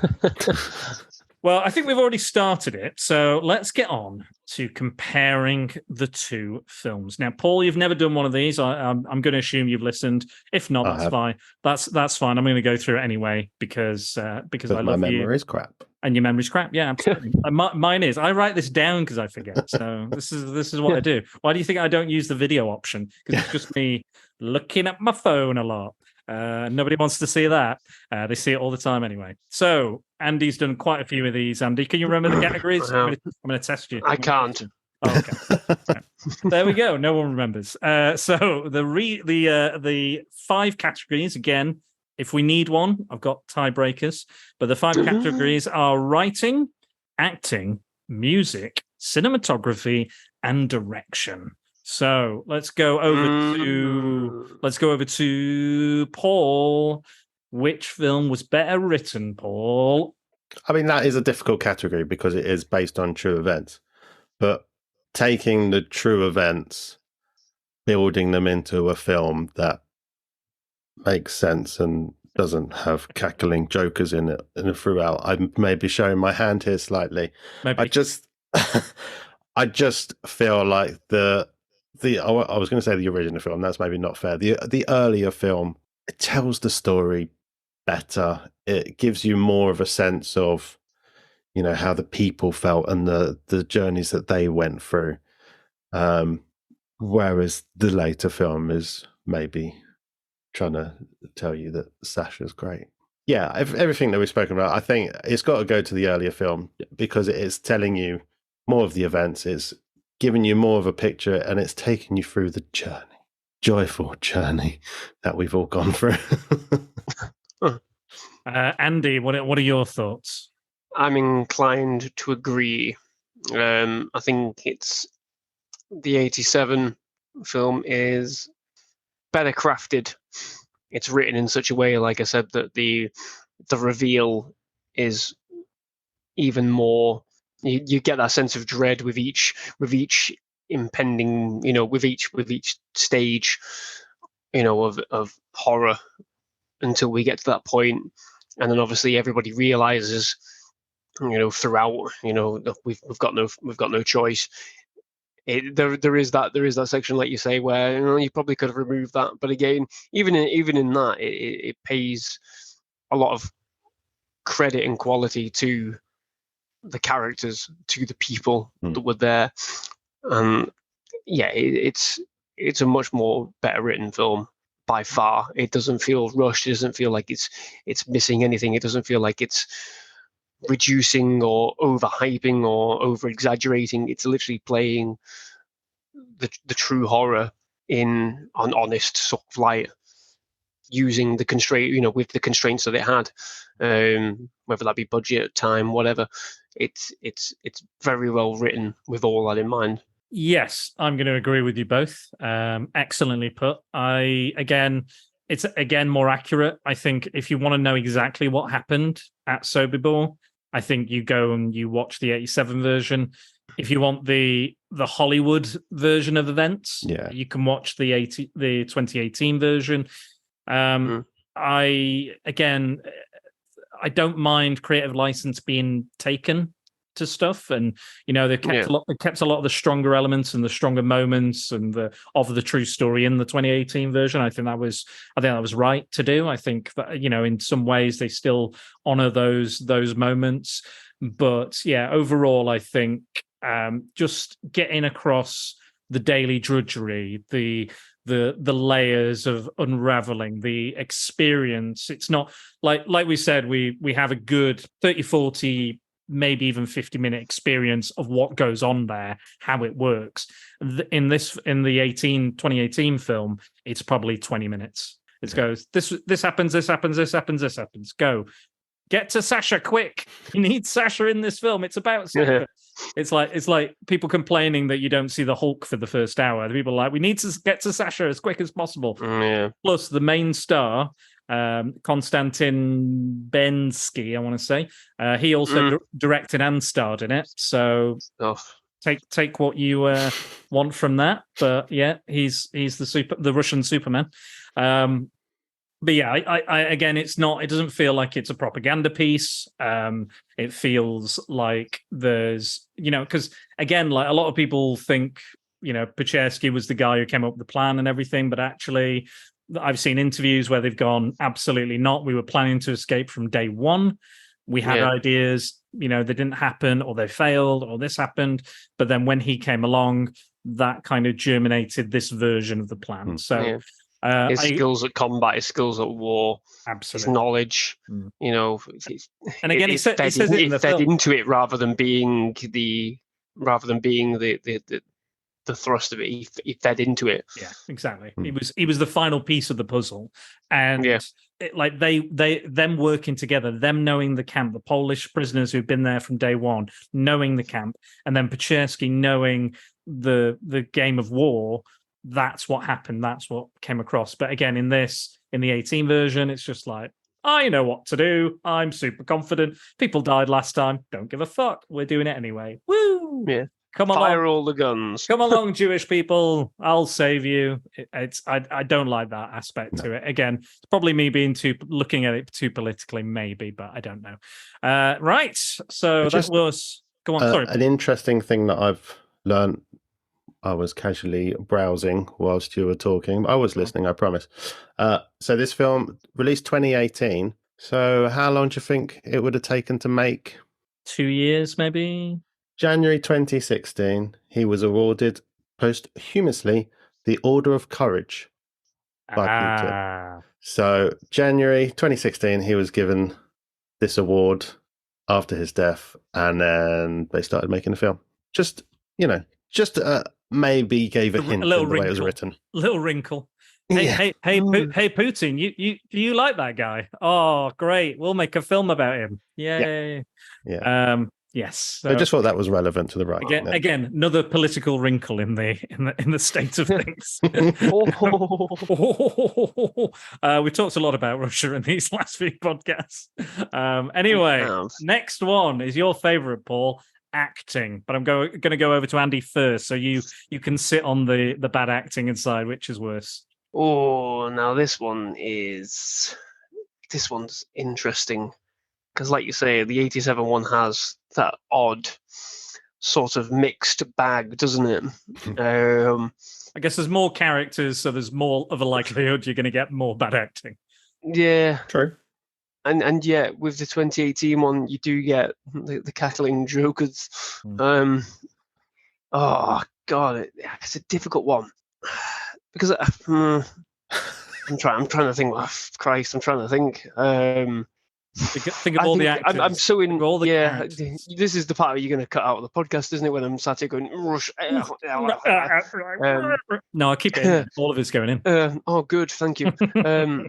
I'm gonna think squarely in terms of the impact, and I think I got more of an impact from the performance of Alan Arkin as opposed to the performance of anybody else across the board in both films. Rutger Hauer's, is Rutger Hauer. You get what you get with Rutger Hauer. Solid performance. It's just him. He does what he does, and he does it perfectly. I think, on the balance, Alan Arkin's, understated performance at some points throughout the 87 film just sells, the thought process, the hiding of the plan, the knowledge of the horror that goes on. We see those flecks of emotions when the people are first coming off the trains at the beginning of the film. We can see what he's struggling with. He knows exactly what's happening to these people. We know because we can see it in his eyes. He doesn't have to say anything. He doesn't have to do anything. We can see it. We can see it clear as day. And that's the measure of good performance when the story is being told, like we said before, when nobody's saying anything, when he's not saying anything. And I think just based on that, I'm inclined to go with the 87 film. I think his performance is brilliant. It's absolutely brilliant. If it wasn't a TV movie, you see his performance, you think, well, God, should he be put up for awards? Should he be mentioned? I think it's that good a performance. It's got so many layers to it. When he does wrestle that kid to the wall and says, "No, you need to fucking calm down. You need to think. We're doing this because we have to do this. We have to survive. That's why we're having fun. That's why we're enjoying. That's why we're laughing and joking, because it's the only thing we've got fucking left. We don't have anything else."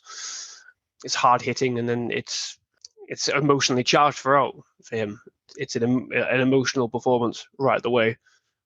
We don't always see it, but what moments we do get from him, you do feel it. You can feel it coming through. It's always simmering, isn't it? Just underneath. And, and it comes out when it needs to. That desperation. It's fueled by his own experiences. We don't see what happens to his family. We're told. We don't see what happens.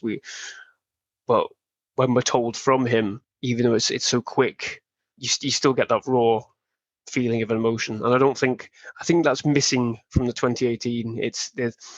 It doesn't feel emotive. I don't get any sense of emotion. I don't get any sense of, you do get the moments of loss, but like I said, it's shock and awe in the 2018 one. So you don't settle with anything really. There's definitely emotionally. There's an immediacy to the 2018 version. Like everything there, it's all now, right now, happening now. Yeah. They don't question the future. They don't look into the past, really. It's like, well, we've got 3 days. Let's go. Bah! Yeah. And in some regards, that does work. It's a race against time. Sure. It's now or never. Now or never mentality. We haven't got time to think about those that are gone. We haven't got time to think about those that have died. The only thing that matters is getting out of here. However, it's that slow acceptance. of their fate if they don't do something in the 87 one, I think is much more impactful. It's like, well, nothing's changing. We're not going anywhere. But what happens if the commandant changes his mind tomorrow, comes in and goes, "I'm bored of you people. Oof, you're all gone." It's that horror. It's that impending doom, and that's captured in the performances more in the 87 one rather than 2018 one. Yes, Paul. Yeah, it's hard to disagree with a lot of that. It's 2018. I think if you took the average, there's good acting sort of for the most part along. As if you took out the guards, which you could argue is as much about the directing as the acting, because you can't put all of that on an actor. You don't give an actor those lines and that comes out. The average, I think, on the 2018 is probably steadily good, but the 87, the peaks are just so much better, I think. I think one of the standout performances that kind of goes under the radar a bit, unsurprisingly, I can't remember the character's name, but in the 18, the guy who finds the ring that he made. Oh, yeah. I mean, his sort of, the way that he shows his spiral into, I mean, just whatever was going through his mind, I think that was really good. But that was just kind of in the background, and that was kind of the standout for me. The others that were really going for it were just going for it in weird ways. I just no. Again, daddy issues. Why the daddy issues? It just doesn't make sense. Who knows? But why did they put on all the jewelry for no reason? Why is the guy just taking pictures? Yeah, again, not explained. Why? Lead somewhere with that, please. You've added it in for some reason. Just go somewhere with it. He's just going to get shot, fall over, and just that's all they do. Is Frenzel and Pachetsky just stare at each other every so often. Every so often, just look at each other and go, "Oh, we're looking at each other. We're looking at each other. What's going to happen?" It's designed to be intimidating, but you don't get any sense of that at all. No. It's just weird. It's just weird. There's no tension. There's no palpable tension. It's just.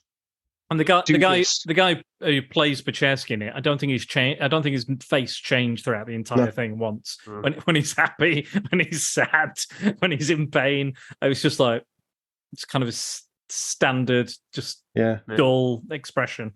But I have to agree with you guys. I think if we're talking again peaks and troughs, I think generally I think they're pretty good acting. But again, is that because there's so many more years of our acting techniques have changed and filming techniques and direction styles have changed. Maybe that's a factor.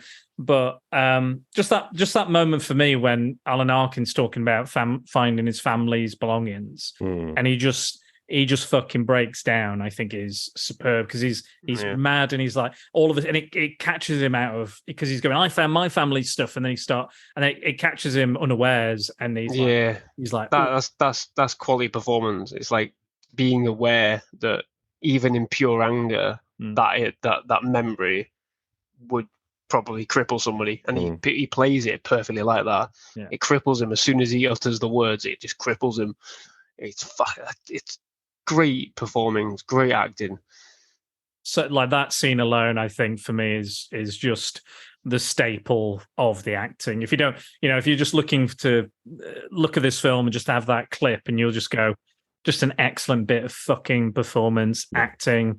And again, so many things are going on in that one little, I don't know, 30 fucking seconds. He's got so many things he's thinking about, so many layers, so much stuff that's going through his head. The ideas he's trying to convey to Shlomo.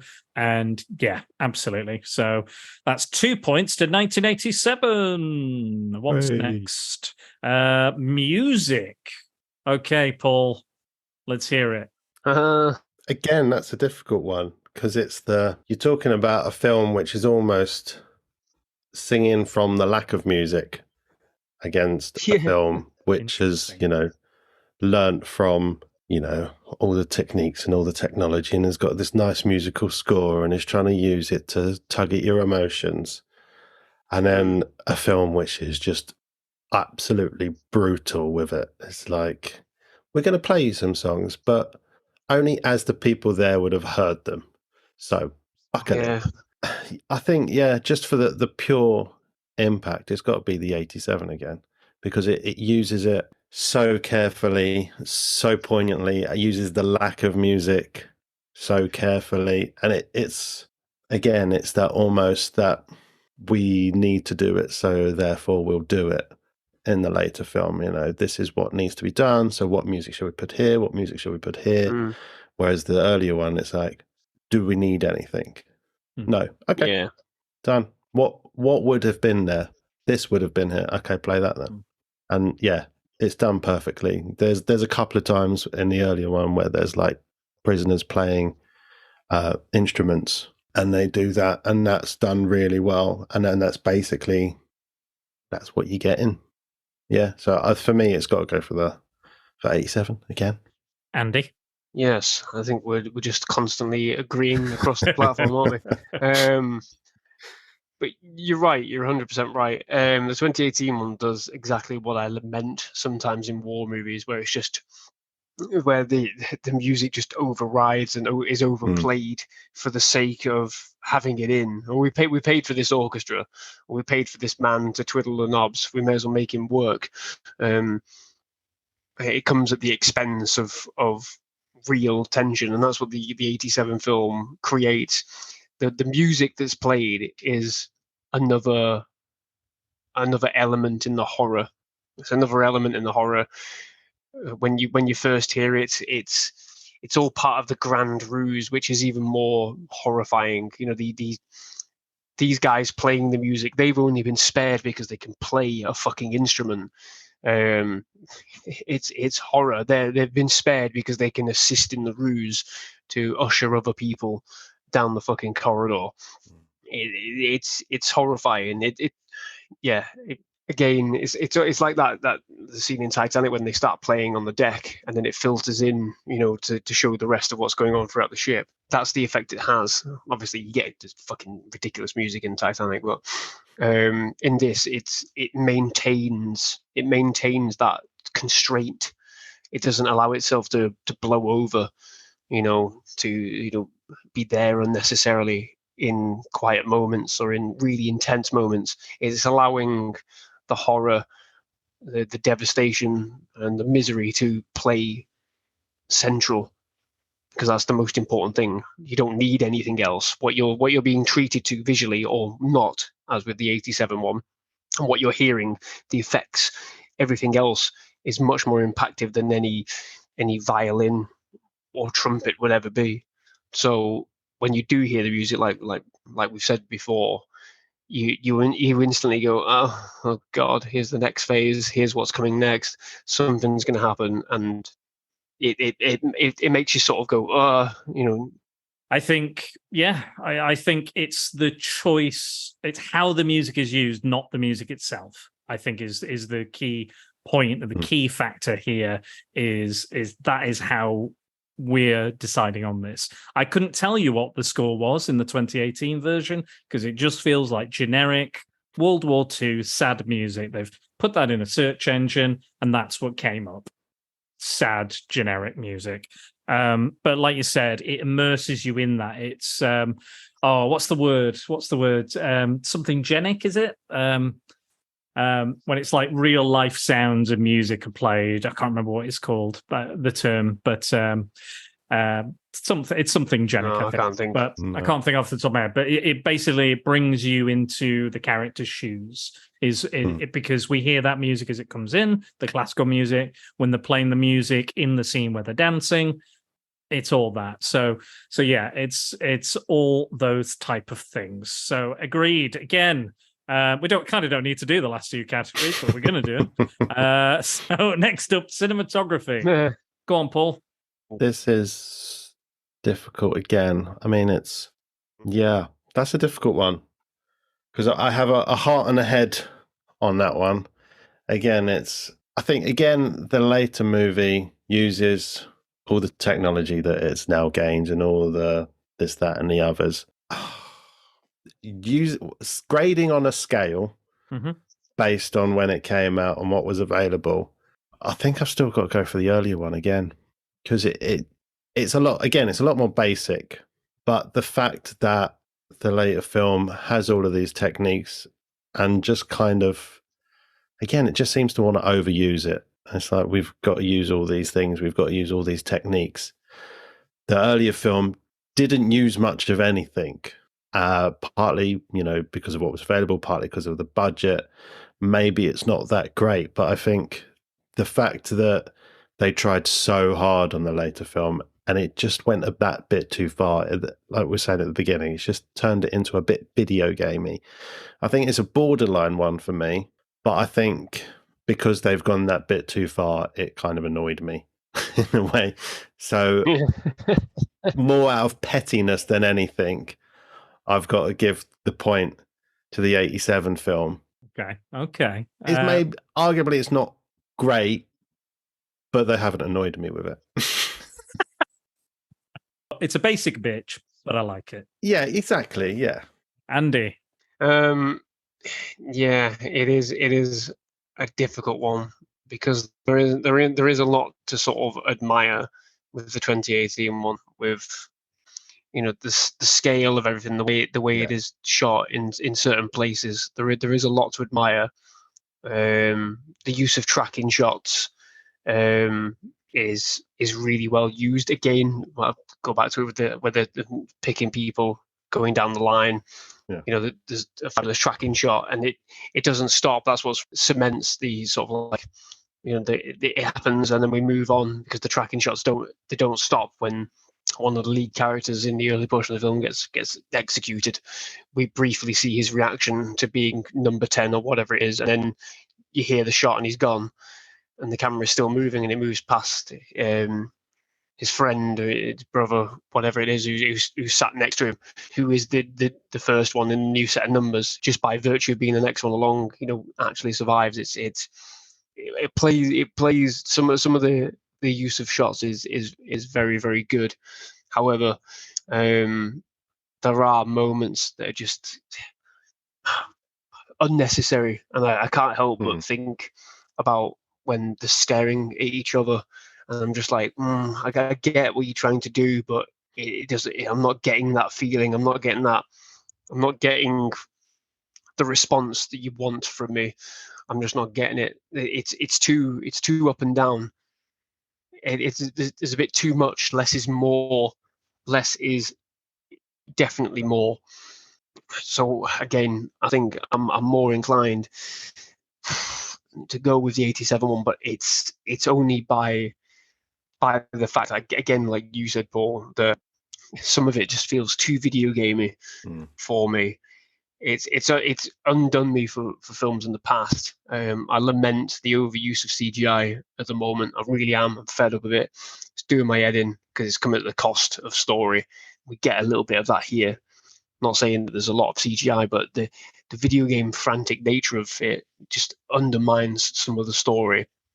It happened with Black Hawk Down. It's too video gamey. It's too frantic. Slow down. Tell the story. No, we're all about the action. Why? You're Ridley Scott. What are you doing? That kind of stuff. Whereas in the 87 one, we do get those wonderful shots. The way it's set up, the imagery we get. There's a lot of repetitive shots when they're looking out the windows waiting for the commandant. We're sat in the same place day in, day out, because those people are sat in the same place day in, day out, looking out the windows, keeping an eye on where the commandant's coming from. So we get those repetitive shots, and then we are treated when they're rushing to get food, and the Nazis saying, "I'm bored of this. You're all taking too long," and it becomes very frantic, and we're in amongst it. Really, really well done. Really, really well done. Measured, and considering, again, that it's a TV movie, the 87 one, it's great that they did certain things with certain shots, because they could just step back and just portray it like a TV show would do, a sitcom or something. It's on the soundstage, we'll just sit back and have wide shots. But no, they get in there and they move around, and you feel like you're part of it. The shots when people are killed, the baby, the kid with the dog, the camera focuses specifically on the reactions of the people, their face. We get right up in there. Yeah, it's much more impactful, the cinematography, much more impactful. You get a real sense of, like we've said, the desperation. So yes, well, not 100%, but No. just by impact alone, Mm. yeah, it has to be the 87 one. I question this one because there is a lot of stuff I like about the 2018 version, the angles and the way they present stuff, and it feels kind of grander in a weird way, but also not, also smaller. But yeah, from what I'm hearing, Andy, the 2018 version, you're saying it's so frantic. It sounds like it needs to slow-mo. Good God. Am I right? All right. Oh, God. But this is not... Slow down more, slow-mo. I think I'd be remiss for saying that we're like... I'm not saying the 2018 one is all that bad a film. It was critically praised, to be fair. Yeah. Arguably, where those critics came from is neither here nor there. But it did where they've disappeared too. But fucking hell. But it was critically praised. It did nothing in America. The Academy ignored it when there was a submission for the Academy Awards for Best Foreign Film. But again, that's politics. Yeah. Fuck the Academy anyway. You don't know what the fuck you're on about. If you did, you'd have had a stuntman category years ago, but you don't. So take that where you will. But there are some good things about the 2018 film. It's just looking at it in a critical vein against something like the 87 film, which is completely different, shot completely different, behaves completely different. It is what it is. It is exactly that. I again, I completely agree with you. Again, it is very basic, but again, it gets the ideas across, it gets the emotions across, it gets the story across that the 2018 version just doesn't. That's why we don't connect to the characters. That's why they have to do all the fucking crazy shots, because we don't care. That's why they have to use the music, because we don't care. So that's why they're hammering that shit home. They're like, "Ooh, we can do this, we can do that." The 87 version couldn't do that. We can do it, but the 87 version didn't do that. Like, look what we can do. Ooh, this shiny new thing. So yeah, I agree. Right, final one. Direction. Again, don't really need to do it, but let's hear Paul. Or did it? No, we'll have Andy go the next. Come on. Let's talk about the direction. What was this? Direction. Direction, yes. Direction. Well, I think direction ties in a lot to cinematography. Obviously, the direction in the 87 one is very measured, very character focused, highlighting the character emotions, their desires, their wishes, their fears. We experience all of that. Obviously, the director does some really good work with the younger actors. Questionable waving aside, I think questionable waving aside, I think the use of extras, the way they're directed is really good. You pinpointed the scene when they're being marched into one of the gas chambers, and it's they're all given specific direction. They would have to be, because it's an emotive moment. It's a very hard moment, and it doesn't hold back. They don't shy away from, everybody was asked to take the clothes off and have their head shaved. So yeah, it's we get all that, and that takes good direction. Again, with the 2018 one, there are some good moments. I can see the ideas. I can see what imagery and what the senses that the director wants to get out of it. I mean, he's fucking starring in it. So it's. Yeah, do you think it's a bit of Kevin Costner syndrome with the 2018 version? Possibly, yeah. Possibly, it's like you're not actually that good. What reason do you think you have to control it as well? Yeah. I'm gonna settle for the 87 one. I'm just gonna say it. Yeah, it definitely the 87 one on this, purely because, like I said, it's very good at honing in. Right, we're going to focus specifically when you're talking about your family. Really think about, really get in there. You can imagine, think about it. Think about, your family. You're angry at this moment, but there is something else here that's going to pull through. Obviously, Alan Arkin's great as it is. It probably wouldn't take much direction. But again, that's a measure of a good director. If you know you've got a good, solid actor who's going to be able to hit those notes for you. Yeah, 100%. Okay, Paul. Yeah, kind of what he said, really. All of that, just that. Yeah, basically. That's the end of the podcast. Yeah. Well done. Should have just said that at the start, what he says goes, really. But it might not always be that way. You might think differently, Paul. We've had shocks before. Yeah, it happens. It does happen. Yeah, no, I think it's absolutely right. Like, apart from the bit where he could have just said, no, come on, guys. We know how to wave, right? Let's do that again. Apart from that bit, it's hard to really fault any of it. Whereas the later one, yeah, I mean, he can't direct his own face, so it's hard to. I mean, yeah, he thought, you know what we need in this scene. You know what we need? We need this scene. We need me get my knob out, just to prove I'm just as Jewish as everyone else, even though because I'm the director. I'm Mr. fucking Director. Yeah. I know this is. It's not even funny. Like, it feels like it should be funny, that section, and I'm like, it's just kind of offensive, really. I don't understand. If it was better written and better directed, it probably would have been. Yeah. Maybe. Apparently, this is slightly off topic, but the reason Sasha got to this camp was because he was in a work camp in Minsk, and in a medical exam they found out he was circumcised, so he got sent here. Yeah. So are they trying to tie that in somehow? I don't know. They don't do anything with it, like you said before. They don't do anything with any of the moments that come. They don't do anything with them. They just flitter away. Yeah. Yeah. Like Marvel films. But I just what was that moment? What was that? Oh, it's gone. All right. It's gone. Don't worry about it. The referencing a character we'll never see. You'll get that in the season, random season in 3 years' time. You get that in Secret Wars 3. You'll get that. Got snapped away, and it'll come back again a few years later. Don't worry. I have to agree with you guys. Jack Gold, the director of the 87 version, he did a lot of Morse, apparently, from what I can see on his IMDb. And good night, Mr. Tom. So extra points there. There you go. Good night, Mr. Tom. I remember that. Now we know. Now we know why it's so good. Yeah. So yeah, the 1987 version wins. But if you want to make your own mind up and tell us we're wrong, do it. Watch them both on Prime, and both highly available, as I stated earlier, from lots of places. Go and check them both out. Make your own mind up. Tell us we're right. Tell us we're wrong. Tell us something. I'd like comments. Comments are good. Always good for the algorithm. We're not wrong, though, are we, on this one? I don't think so. No, I don't think so.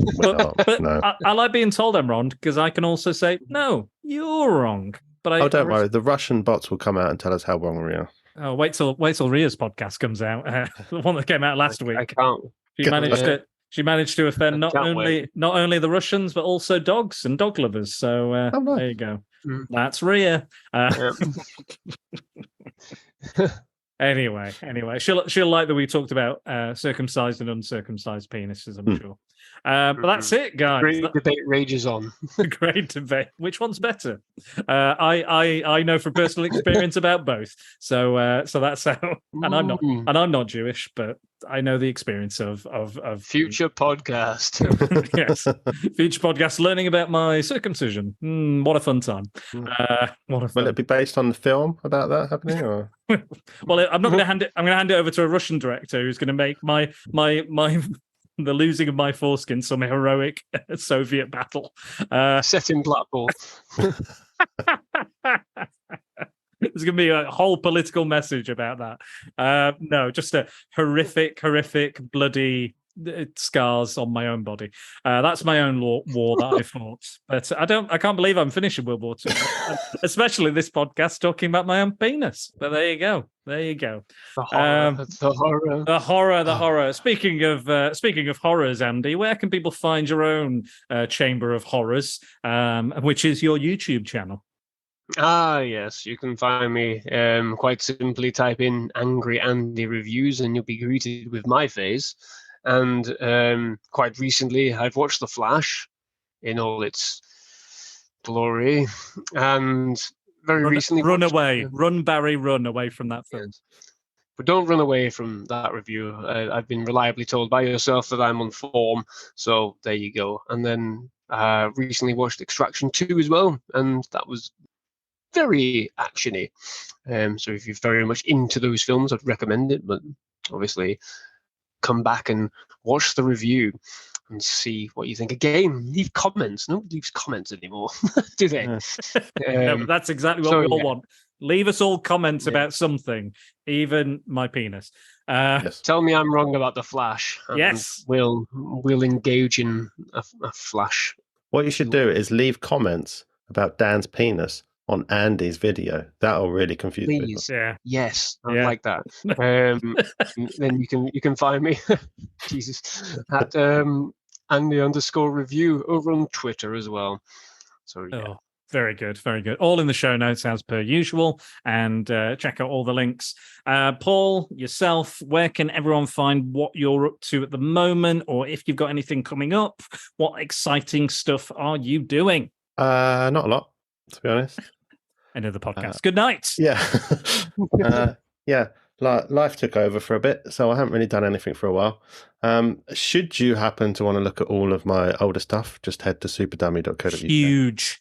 Huge, or as Donald Trump would say, huge back catalogue of good stuff. Yes, lots of different things on there, and I vaguely coming up with a plan of what I'm going to do in the future, but it's, vague.